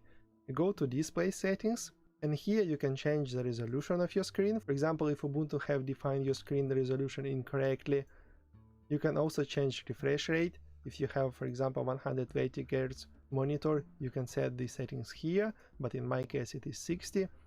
And the last feature, which was introduced recently in Ubuntu 20.04, is the fractional scaling. If you enable these settings, and for example you have high DPI screen, you will be able to configure the scaling precisely as you need. For example, you can have 125% scaling, 150, 175, and 200% scaling. So if you use high DPI screen, go to these settings and try them. I believe you will find it useful. And let's say if it doesn't work, you will be able to revert to the previous settings. Let me show you. If I click 125 here, apply, you see my screen gets black and I see nothing here. But if you wait for, I believe, 15 seconds or something, the settings will revert back. This is the safety feature of these scaling settings. Just wait. And as you can see, now my screen resolution have reverted the changes to 100%. So it is quite safe to try, and if you have high DPI screen, you should definitely go to these settings and give it a try. You may get much better experience with these scaling settings. Another great feature of display settings is night light. It is not very obvious where it is because it's hidden here in the top, but if you click on this tab, you will be able to configure your display to reduce the amount of blue light at night time. This is much better for your eyes, and it will also help you to fall asleep easier. So I recommend you to enable it. You can use the default settings, or for example you can set some custom settings here. You just click manual schedule and you define when you want your screen to reduce the amount of blue light. But the default settings, sunset to sunrise, works pretty well. So if you have not used night light yet, go to the display settings and enable it. This is a very useful feature. You can also adjust some default settings of your touchpad and mouse behavior. You go to the mouse and touchpad tab. Here you can define what is your primary button. Usually it is the left button, but if you're a left-handed person, you can change to the right button here. Here you can also define the speed of your mouse movement. The default behavior is usually fine, but the most useful feature here is natural scrolling. If you enable it, you will scroll your content in the same direction as you move your touchpad or your mouse wheel. This is the default behavior, for example, for Mac users. If you are coming to Ubuntu from a Mac system, I recommend you to enable natural scrolling, because this way Ubuntu will feel more comfortable for you. But I don't use this feature, just wanted to share it with you. Right after I install my Ubuntu, I also add Xkill shortcut. Let me show you what it is. I believe after you learn this shortcut, you will always use it, because it is extremely useful in Linux environment. You go to the keyboard shortcuts, you scroll down, and here you click on this plus button to add a new shortcut. You give it a name Xkill. For the command you also type Xkill but with small letters. And then you press on this set shortcut button. And you press the keyboard shortcut which you want to assign to this command. And in my case it will be Ctrl Escape. So now the shortcut is assigned, you just need to click Add. And for example, if you open an application and it gets frozen, and you cannot close it, you press Ctrl Escape and your mouse turns into this cross, and then you just need to select which application you want to kill with this command. You point this cross to the title of the application and click your left button on the mouse, and the application will be killed. This is very useful. It is much faster than opening the terminal, finding the ID of this application and killing it from the terminal. This is extremely useful shortcut, and although Linux works more or less stable, sometimes you do get some applications frozen, and this is the simplest way to kill that application and start it again with normal fresh settings. Then it will work smoothly. I hope you like this shortcut and you will use it on your system. If you need to print something on Ubuntu, that is also very easy to set up. Just go to the printer settings here, click Add Printer. Ubuntu will automatically find all printers available in your network and suggest you to add a necessary driver. Just wait for some time, then you pick the printer which you need to connect, click Add, and now your printer is added. You can also go to the settings and configure it if you want. For example, here you can see all available settings. And you can also test it by printing the test page. You just click here, print a test page, and you should be able to see a printed page on your printer. Most of the printers worked very well with Ubuntu and there are no need to install any additional drivers, everything is installed automatically, but sometimes you may have some problems and you will need to install so-called a printer profile. But if that is the case, please Google your printer model with the word Linux or Ubuntu, and I'm sure you will find all the instructions. One of the first things I do after installing Ubuntu is to add additional keyboard layouts. So although this is not one of the first things in my list of things to do after installing Ubuntu, it is actually one of the first things I usually do. So if you scroll down in your settings and go to region and language, here you should be able to add any other additional keyboard layout to your system. You just click on this plus button and then you can pick any keyboard layout which is shown here, or you can click here and find additional keyboard layouts. Let's add a keyboard layout here. I will pick Swedish. You can also choose different configurations here and you click Add. Next you can also go to this settings button, and for example I usually use the settings to have different keyboard layout for different windows. I enable it, and here you can also see the shortcut which you can use to switch the keyboard layout. If you don't like this shortcut, unfortunately there is no simple way to change it, but there is a way and I will show you. You just need to open Synaptic or Software Manager and you need to install an application which is called Twix.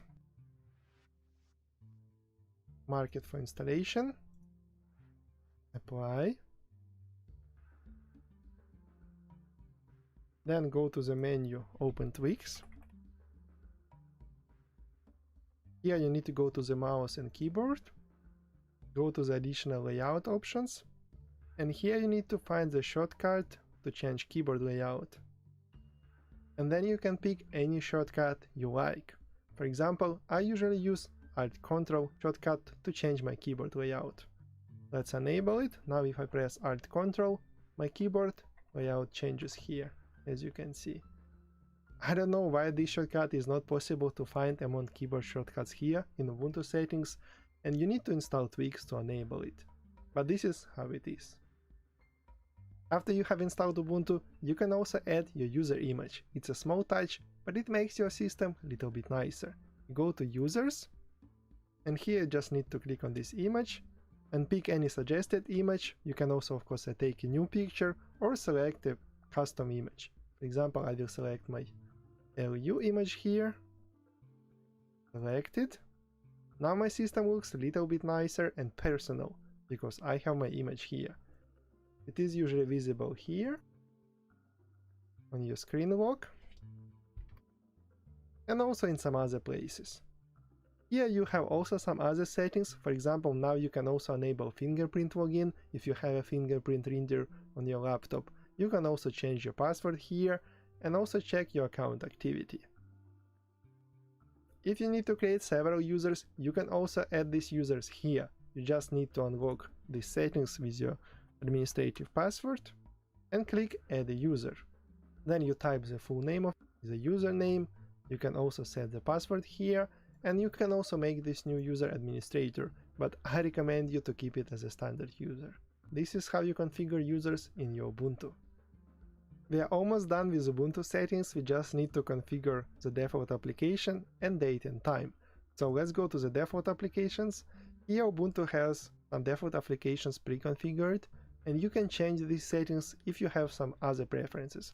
For example, you can change your web browser from Firefox to Chromium or Google Chrome, whatever you installed. For the mail client you can also install, for example, Evolution if you prefer it, but I would recommend you to use Thunderbird because I believe it's a bit better. Here you can also edit what you can use for your calendar. By default it has a text editor, but you can install a calendar application. For the music, it has Rhythmbox selected by default, But as I said, I don't like Rhythmbox, and I would usually pick Clementine or Audacious, and I would say I would use Audacious because it's very minimal and simple player, but it has all the features I need. And in the video you can also keep default GNOME video player, or you can use Celluloid if you followed my previous thing to do after installing Ubuntu and install this nice video player. And for photo images, I recommend you to keep this image viewer because it's a bit lighter, but if you always want to open your images in Shotwell viewer, you can also enable it here. So that's the default application settings. And the final thing we will do in this settings part of things to do after installing Ubuntu is we will configure date and time. Usually it is configured correctly by default, but just make sure you have this automatic date and time enabled. This way your Ubuntu will retrieve the date and time information from the internet and you will always have your clock set correctly. But if, let's say, something doesn't work right, you can go here and change your time zone. You can also change the format of your clock. For example, if you prefer AM and PM settings, or if you want to have 24-hour settings, and your clock will change here.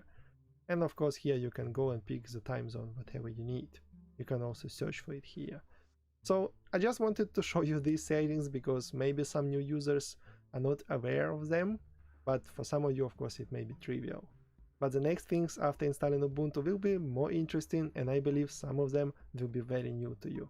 So stay tuned and let's go to the next part. You can completely opt out from problem reporting and remove the application which collects system information in your Ubuntu. To me it doesn't matter much because you can go to the privacy settings and in the diagnostic tab you can set never collect information about the system crashes, but I know many Ubuntu users are concerned about their privacy and they prefer to remove any applications which collects information about them. So to do that you need to open Synaptic and search for the application which is called Apport with 2p, and then you just remove these two packages. Mark them for complete removal, apply. So now you should not be worried about Ubuntu collecting information about your system. Now let's do some settings of our desktop to make it a bit more customized and nicer, and we will start with the dock applications. For example, you can add more applications to this dock and use them as a quick launchers. I usually like to have my terminal here on the left. So you go to the menu, search for application you want to add, right click on it and select Add to Favorites. So as you can see, terminal application has appeared here in the dock. I usually remove this help menu, so you just click remove from favorites and it's not here anymore. And I also, for example, if you have an application open, you can just select it, right click and add to favorites. And now my Synaptic is also added to favorites. For example, if I close it, the icon stays here and I can quickly launch it again. So you can add here all the frequently used applications and have quick access to them. You can of course also move them and order them the way you want it. You can also move this menu in the dock. For example, if you don't like it to be at the bottom, you can move it to the top. For that you need to open dconf editor, which we have installed previously in this video. And here you need to search for the action which is called show apps at bottom. Sorry, at top. And after you enable it, you will see your application menu at the top. This is very useful if you, for example, decide to move this dock to the bottom. For that you go to the settings. In the appearance tab, you can select move it to the bottom. So now you will have this kind of more classical layout with all the applications at the bottom and your menu on the left. But I will return it back to the left side. And I still prefer to have my application menu at the top because it makes it a bit more ergonomic. I can quickly access my menu here, as well as I can also quickly access activities. I find it much better.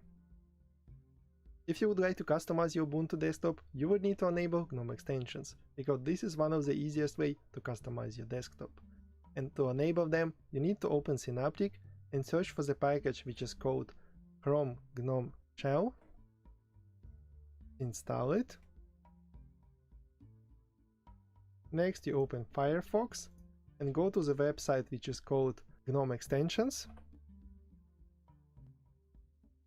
It's called extensions.gnome.org, and here on this website you will be offered to install this browser extension to be able to install GNOME extensions right from the browser. You install it, reload this page. Now you can install any extension from this website. For example, let's go to this Open Weather extension, and now you see this button which you can click and install this extension right from here. After the installation, you will see this weather app here at the top menu. This way, you can install plenty of other extensions.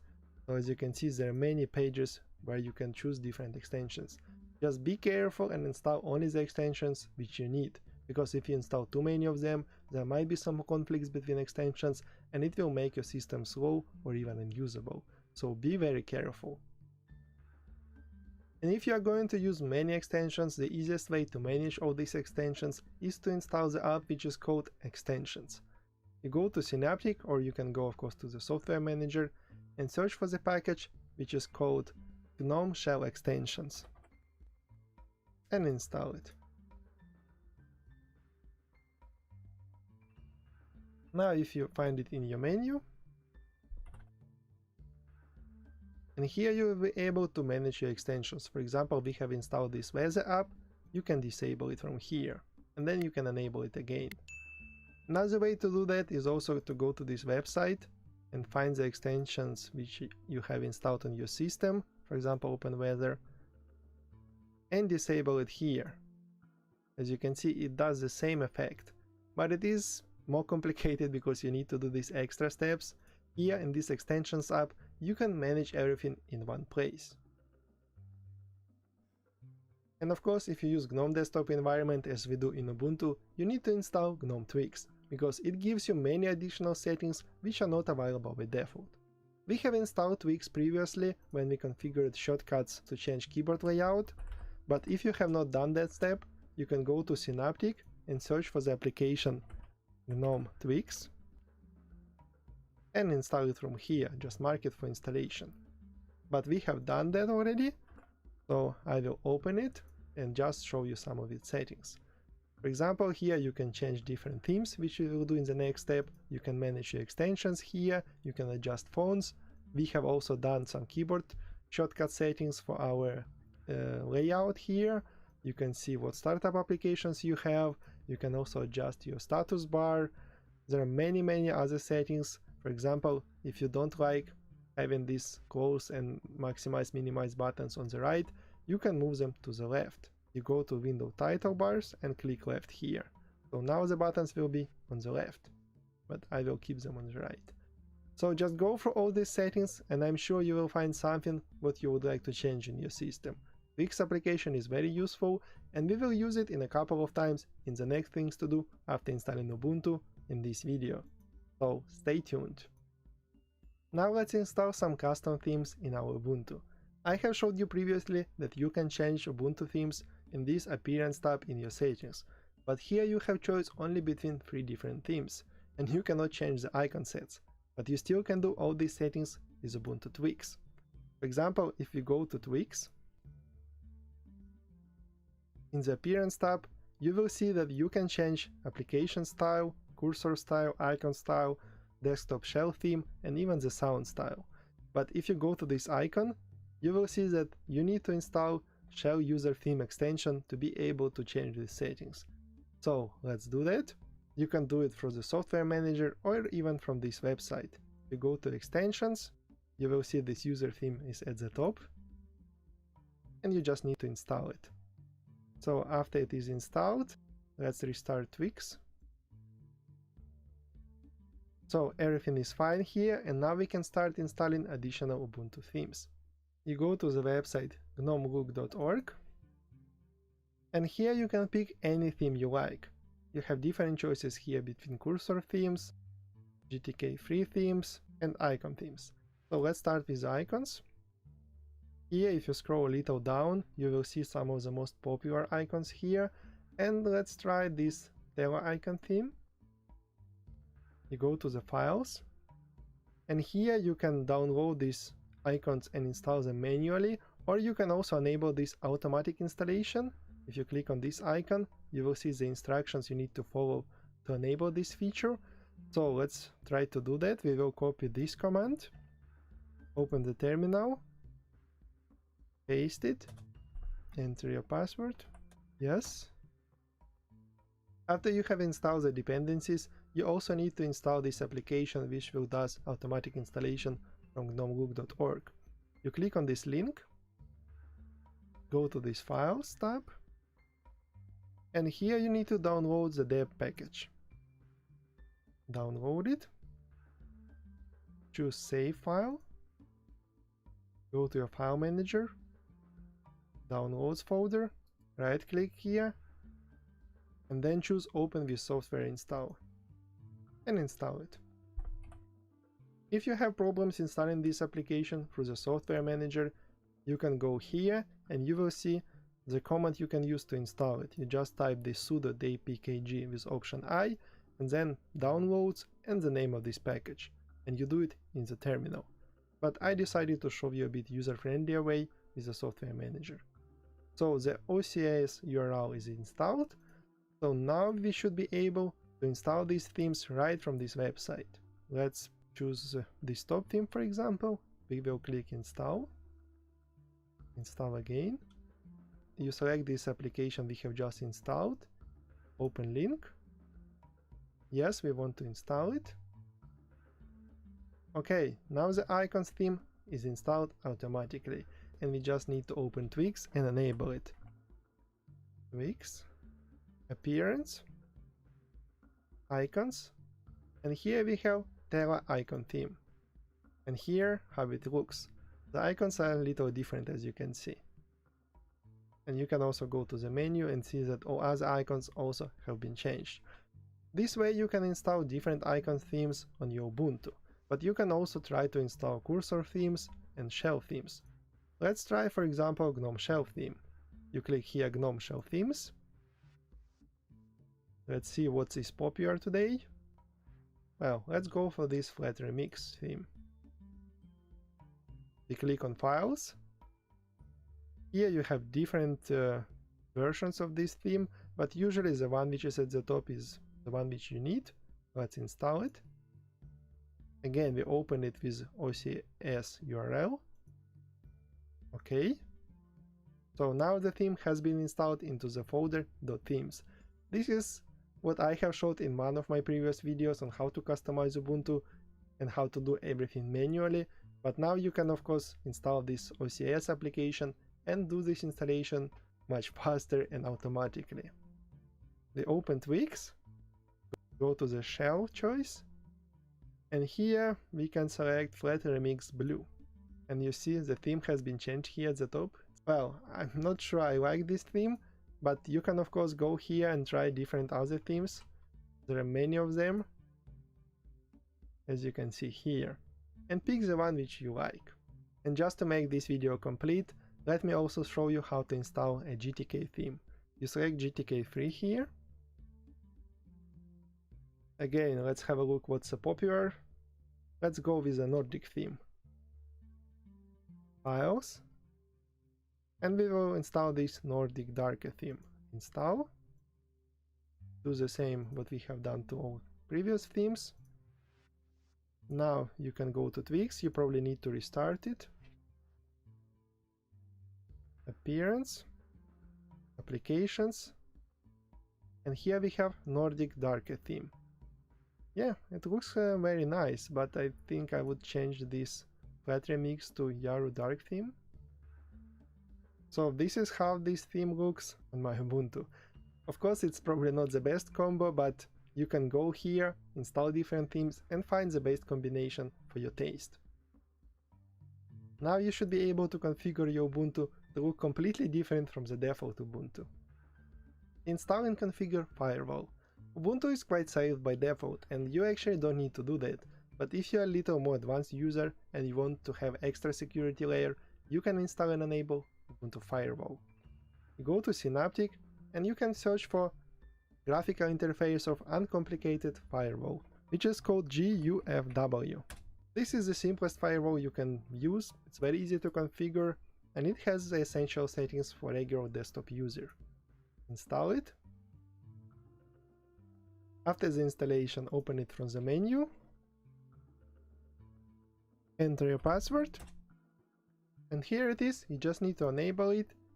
And the default settings deny incoming and allow outgoing is usually fine for most users. But let's say you use specific applications which needs to have an open port in your firewall. For that you just need to go to Rules, and here in the plus icon you can add any application. For example, here you can see what applications are available. I usually use SSH to connect to my desktop computer, so I would scroll down here, find SSH, and add it. So now SSH access is enabled on my computer and I can connect to it remotely. If you use any other applications, for example if you use a torrent, you can also find it here. For example, transmission application, that's what Ubuntu uses to download and share torrents. You add it here, you click add. Now torrent sharing is also enabled in your Ubuntu firewall. And if you want to change these rules, you can select them and disable. So now your system will have additional layer of security which will protect you. And if you want to learn a little more about Linux firewall, I have made a separate video on this topic. After I have installed any Linux distribution, one of the first things I do is to change the Firefox settings. I go to the preferences here, and here I enable restore previous session. So these settings will make Firefox to save all the open tabs during the close, and next time you open it, it will open those tabs again. For example, let's open average Linux user here and close Firefox. I open it again and it opens it in the same state as it was when I close it. So this is very useful settings. Here also Firefox has introduced this additional space, which I don't like at the top menu, and there is no search bar. Well, you can use search here, but this search is a little bit limited because if you have special characters or if you Google email address, it will not work. So I usually right click on this panel, go to customize, remove this space. I see no point of having this additional space which does nothing. Add the search bar, and that's it. Now my Firefox top bar looks this way. I can search for things here, I can also adjust my search engine here, and I can also see the URL here, and I don't have any wasted space because I have removed it.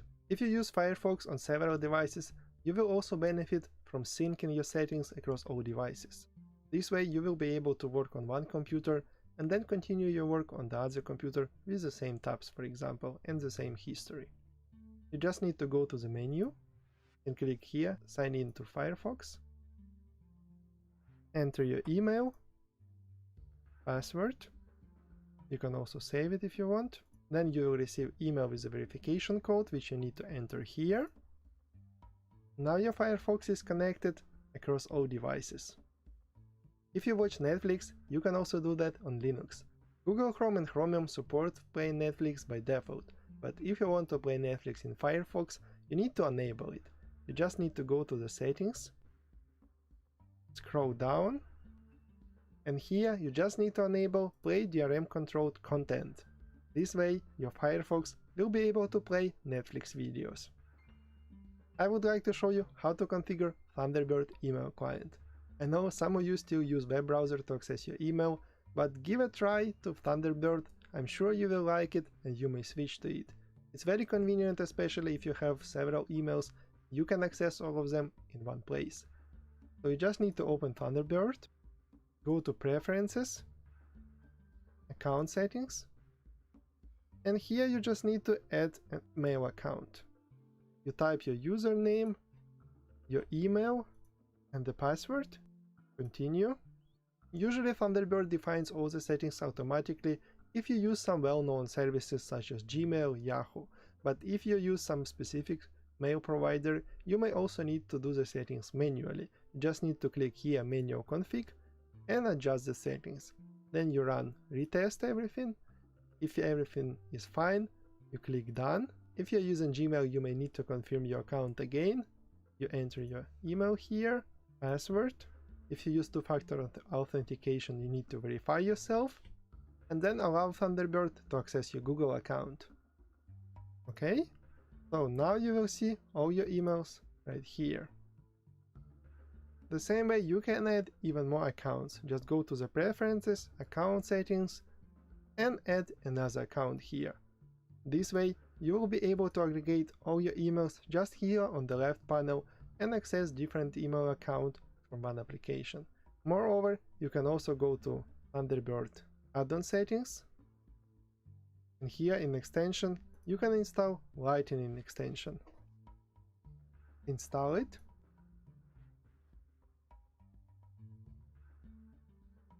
So after you have installed Lightning, you should be able to access your calendar in Thunderbird. Just click on this icon here and you will see your calendar.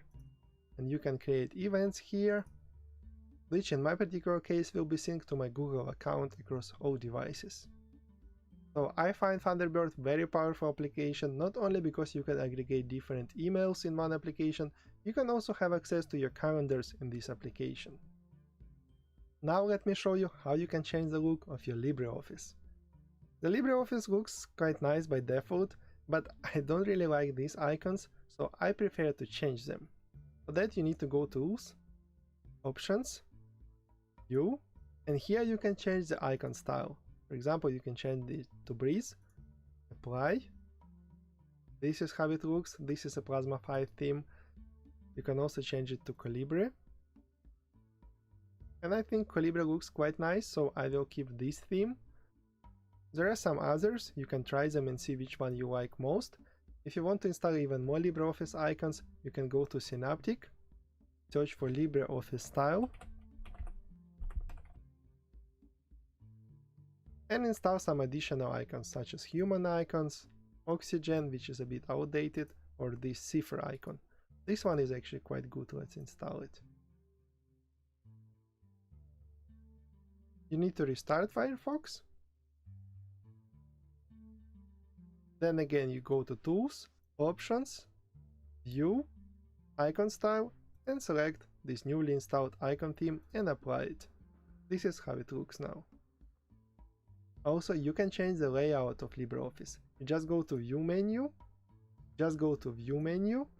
User Interface, and you can select Tab menu. And you will have different tabs here, which will be more like Microsoft Office view. If you need to go back to the settings, you need to click here, Menu bar, go to View, User Interface, and change it, for example, to Single Toolbar. This is what I usually use, because it serves some vertical space here. You can of course go to View again and check different other settings, and pick the one which you like the most. So I hope this small customization will make your LibreOffice a bit more convenient and you will be a little more productive. Enable Google Drive integration. You can easily connect your Ubuntu with your Google Drive and use it, for example, to backup our system, as I will show in the next step. I have already showed how to connect Google Drive. You just need to sign with your Google account in the settings. So you open Settings, go to Online Accounts, and here you just connect your Google account, which I have done already. As you can see, it's connected here. So this way, when you open a file manager, you will see your Google account listed here. So, and we will use this Google account in the next step. And the next step is to backup your system. Just go to the menu, open the backup application, and here you can configure how to do these backups. You can enable it, so this way it will automatically create backups. So by default, Ubuntu suggests you to backup your home folder, and this is everything what you can see here in your home folder. And usually these settings are fine. So if you go to the Ignore folder, here you can specify what folders you don't want to backup. And usually you don't want to backup your trash, and you can also skip, for example, Downloads folder, because you can download these files again. Then you can select where you want to backup. Here you have different choices. You can backup it to another hard drive. Let's say if you have several hard drives, you can backup it through the network, and you can backup it to some online storages. I have already connected my Google account and I have Google Drive, so that's where I will backup my system. You can name this folder whatever you want. I will keep it as a computer name, Ubuntu 20, and in the schedule you want to define how often you want to do these backups. You can do them daily or weekly, and then you can also define for how long you want to keep different copies of these backups. I usually define 6 months, which is reasonable. So now your system is configured for automatic backups, but you can also go to the Overview tab and run a manual backup if you need to run backup at specific not scheduled time point. Let's backup it. As you can see, there is one dependency which is missing, and I believe this dependency is necessary only for Google Drive, so let's install it. So this program is quite smart, and it defines automatically what is missing and asks you to install it. Okay, you also need to grant access to the Deja Do backup tool in your Google account. I will do that. Hello. So access is granted. Now Deja Do backup will backup all the files to my Google account. So the backup application also offers you to encrypt your backup with a password, but I will not do that. I don't have any sensitive files on this system. So now the program is backing up my system. I highly recommend you to configure this backup application right after the installation, so you are sure you have a copy of all your important files. After you have installed Ubuntu, it is also worth checking how your webcam and microphone works. For that, you can go to the settings, and here in the sound, you should be able to see your input devices, and whenever you speak, you should see this kind of moving things which shows that your microphone works. This is one of the ways to check your microphone, but another way is to check both the microphone and your camera with a specific application while recording a video. In Ubuntu there is an application which is called Cheese. This is a webcam application which is installed by default, but unfortunately in my case it did not pick up my camera, and as you can see it shows that no device is found. Even if I go to preferences, I cannot choose any device here. So I don't know, maybe it's specific to my camera, which is I believe it's called Logitech HD 1080p. Anyway, you can see it here on this picture. But if I install another application, which is another webcam application, it recognizes my camera quite well. The application is called GUVC. You install it. This is also an application which I use to record my video, is a webcam. And if I open GUVC view, it recognizes my web camera automatically, as you can see. And also if I record a video and then play it, I can see that both web camera and the microphone work correctly. You can also disable some startup applications in your Ubuntu, but these are little advanced settings, so if you are a very new user to Ubuntu, I recommend you to skip this step. So if you go to the menu and search for startup applications, you will see that there are not many startup applications by default, but we can change these settings because many of startup applications are hidden here. So let's close it and open the terminal and run this command, which I provide in the description under this video. Enter your password and open the startup application program again. So now, as you can see, there are many applications which start automatically with your system, but they are hidden by default. Now you have access to them and you can disable some of them if you are not going to use them, but be very careful again here. You can, for example, disable evolution alarm notify because there is no evolution installed on this system.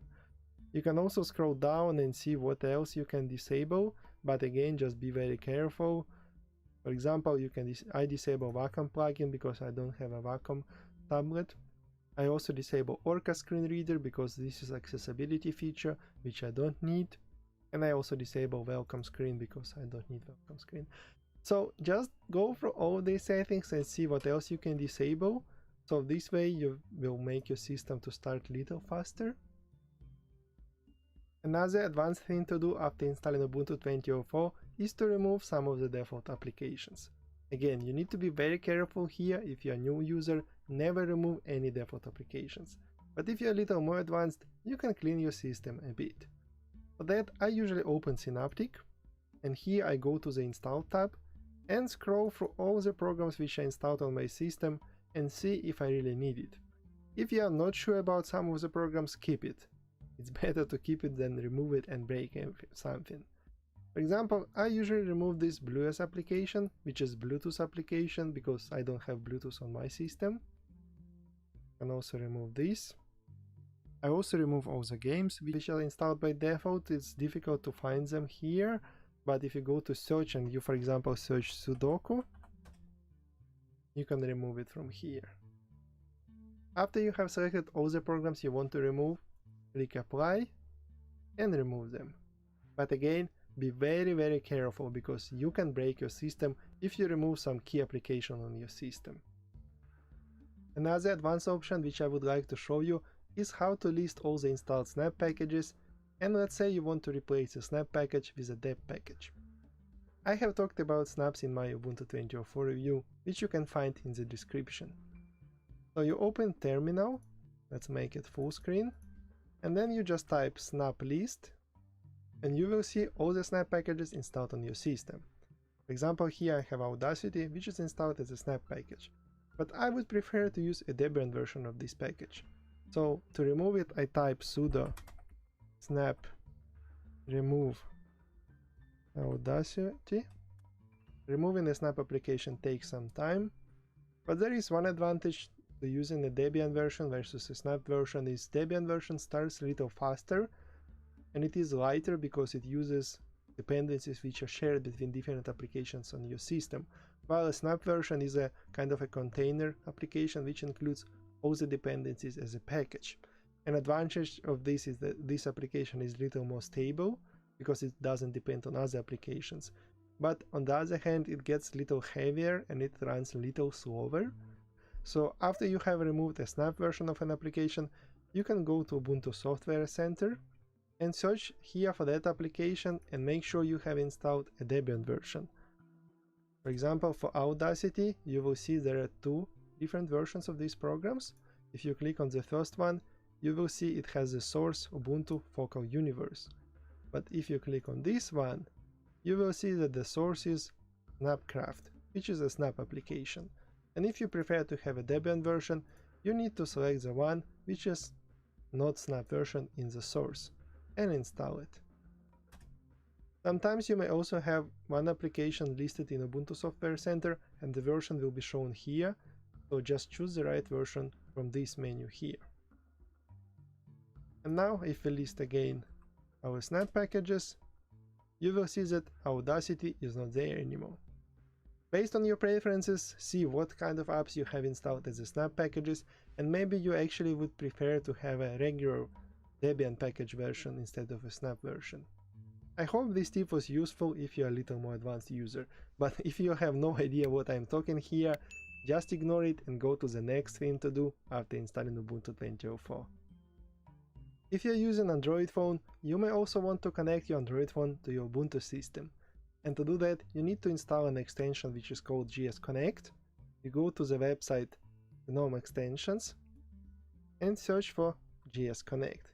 Here it is. Then you install it. After you have installed GS extension on your desktop, you also need to install KDE Connect on your phone. You need to open it on your phone, and then you click on this network icon in Ubuntu. You will see new menu which is called Mobile Devices. Click on it and open Mobile Settings. And usually Ubuntu will automatically recognize your phone, and you will also see Ubuntu name in your phone KDE Connect application. You need to click on it on your phone and request pairing. Then you just need to accept pairing the devices. So now your phone is connected to your Ubuntu. But let's say GS Connect does not see your phone. This may be the case if firewall blocks GS connection. So to enable GS Connect in your firewall, you open Uncomplicated Firewall, which we have installed in our previous step of things to do after installing Ubuntu. You go to the rules, click on this plus icon, and then you just need to find KDE Connect. Here it is. You click Add and make sure the policy is to allow. So now the rules are added here. GS Connect should not have any problem to find your phone. Canonical also recommends that you enable live patch, so this way your kernel will be patched with security fixes without the need to reboot your system. To enable it, you go to the menu and look for live patch. You click on the sign in button, and then you can either sign in if you already have an account, or you can register a new account here. I already have an account, so I will sign in with existing account. You will need to enter your password a couple of times. So now you can see live patch is on my system. So this way my system is a little more secure because I will receive all the patches to my kernel even without the need to reboot my system. So we are approaching to the end.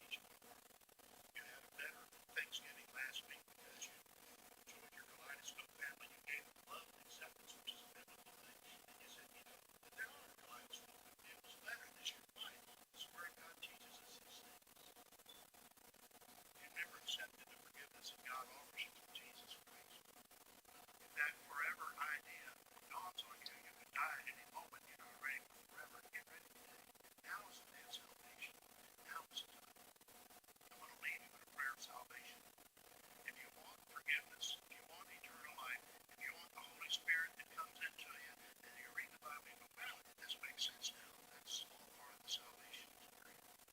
Call upon the name of the Lord. Pray out loud as it says here. Lord, this is the day of your salvation. I'm going to lead you in that prayer. Believers will say it. If you're ready to make Jesus Lord or recommit your life, maybe you've been away from him for years. You're ready to start fresh. Say the same thing. Heads bowed, eyes closed. The Bible says we call upon the name of the Lord. So let's do it together. Lord Jesus, today I trust you. I accept your forgiveness for all my sins. Fill me with your spirit. Teach me from your word. Help me to live the rest of my life the way that pleases you. Thank you for my salvation forever.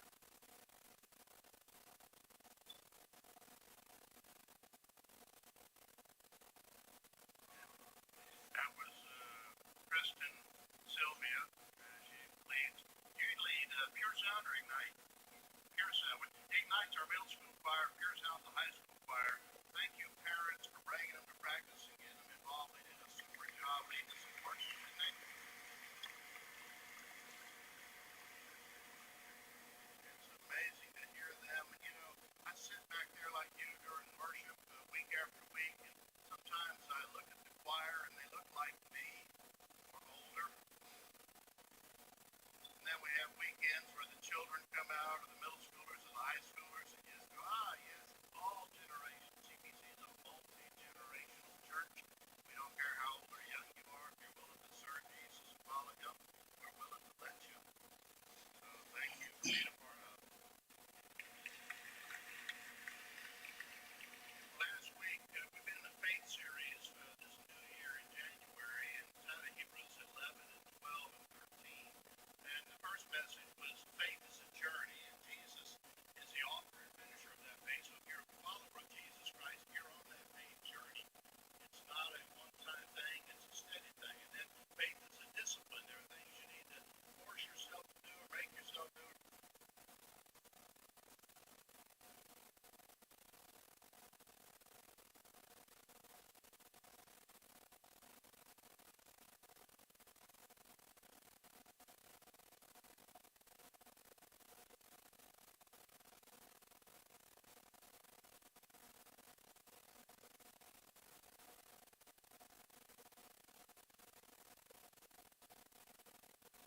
Remember, discipline is something, the ability to make yourself do what isn't necessarily fun or pleasant, but you know in the long run there's going to be joy. And faith was community, getting connected with other believers and getting involved with 3 or 4 people that are following Jesus. And the last week was faith is the new covenant.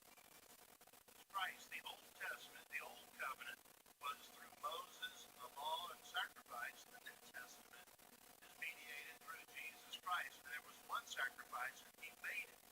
Now, being a Saturday nighter, you get to hear things a lot of times that the Sunday morning crowd doesn't hear. That's why you come on Saturday night. But the flip side of that is sometimes when I feel frustrated on Saturday night, the Lord gives me a fresh wind, and he did that last week. So unfortunately, you missed a really fantastic illustration that totally explains the Old Covenant versus the New Covenant. Now, in the Old Covenant, there was you in the congregation. You're the followers of God. God was behind the curtain in the temple, and the priest, the high priest, would mediate. The high priest, whether it was Moses or the priest, they would go behind the curtain once a year and sacrifice the blood, the lamb's blood on the mercy seat of the altar. And then God would, his glory would show and the smoke would go and the people would know their offers had been accepted. But the people never saw God except for that one time when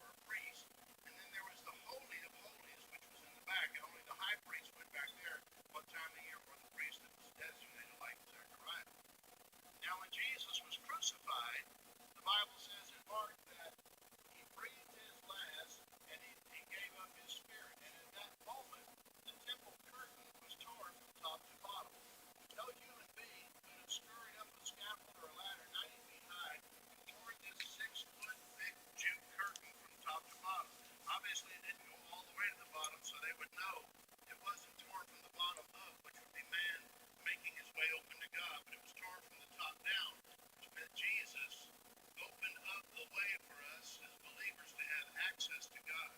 Old covenant, you went to the priest, me, the priest, went to God on your behalf. New covenant, you go to God yourself because Jesus Christ opened the curtain. Now, with that in mind, this is what I did last week. It was so awesome. Plus, it allowed the air conditioning to be better. But Jesus opened up the curtain from the top to the bottom. It's going to look something like this.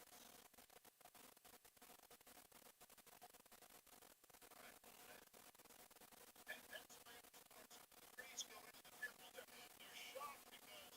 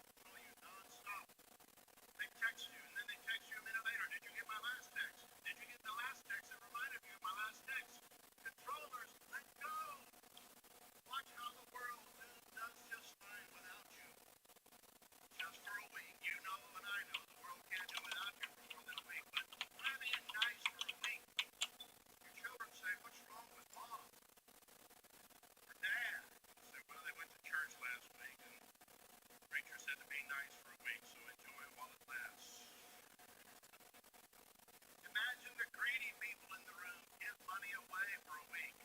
Imagine the stingy quit thinking how to get more, but rather, what can I give what I have away? Imagine the self-centered for a week decide to help other people day by day as they come into their lives. Imagine the self-righteous go 1 week without condemning or criticizing anybody else. Here's an expression. How much better would the world be if everyone in it acted just like me?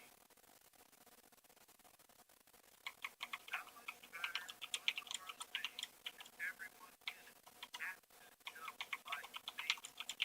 And when you say that, you got to get convicted. Because you're thinking, oh, I don't want everybody being like that. That would be miserable. Whatever that thing is, that's the thing you need to get rid of. Just for the week, okay? I know it's not going to happen for a lifetime, but give it a week. Go out of here tonight, committed to being nice to everybody you see. Make it easy on yourself, just from here to bedtime. Starts in the lobby, then in the parking lot, and on the access road that's open or closed or crowded, I don't know. And in the restaurants, and then wherever else it is you go, just Lord, help me through the power of Jesus Christ to be nice to everyone, the people I know, obviously, but the strangers in my life, just today, just tomorrow, just this week. It makes you pray about every conversation, whether it's with people you know or strangers. It says here, keep on loving each other's brothers and sisters. Don't forget to show hospitality to strangers. Some have entertained angels without realizing. Abraham was nice to a group of men. He found out they were angels. But Noah and his wife was nice to a man. They found out he was an angel. Gideon was nice to a man. He found out he was an angel. Some entertained angels unaware. You never know which one of them are angels. Maybe the person sitting right in front of you, but for nuts on their shoulders, or the wings on her. Ain't just being nice to people. How much better would the world be if everyone in it acted like me? The answer is not any better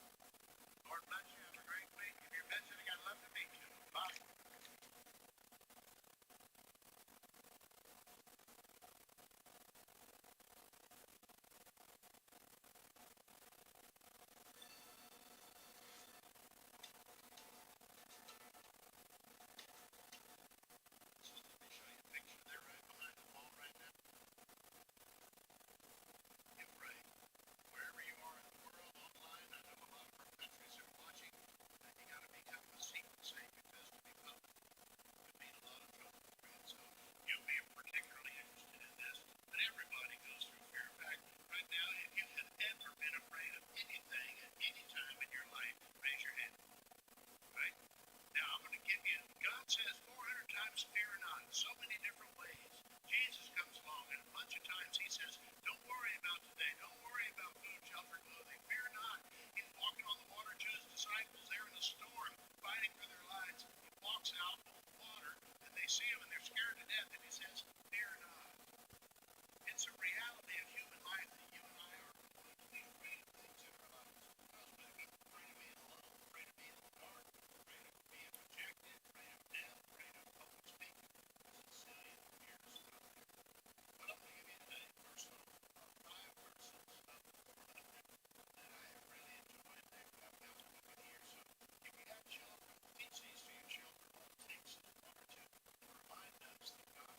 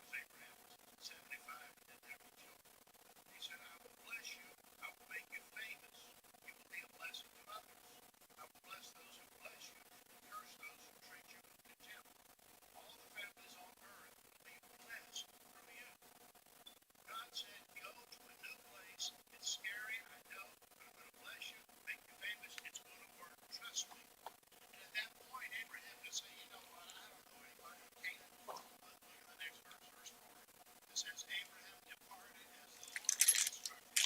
Lot went with him. Abraham was 75 years old. They left Haran. Go down to verse 7. Then the Lord appeared to Abraham. He's in the land of Canaan. The Lord appeared to him. And he said, I will give you this land to be your descendants, and to your descendants. Abraham built an altar there and dedicated it to the Lord who had appeared to him. He tells him to go. Once he goes and gets there, now the Lord reincarnated Christ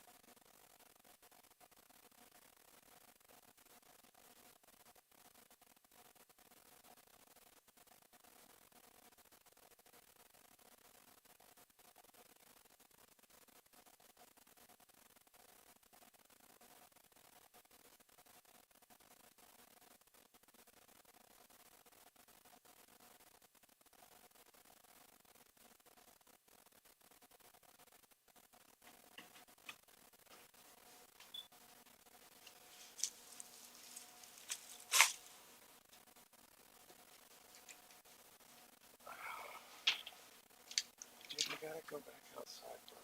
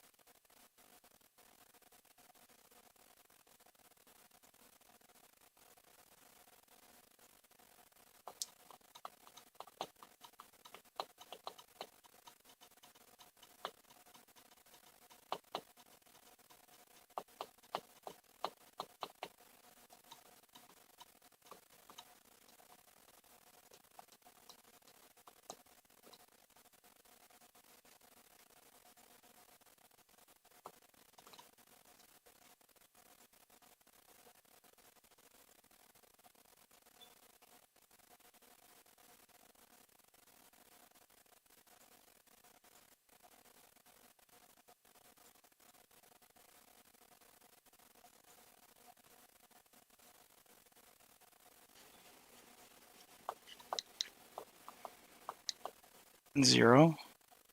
Talk to somebody, get all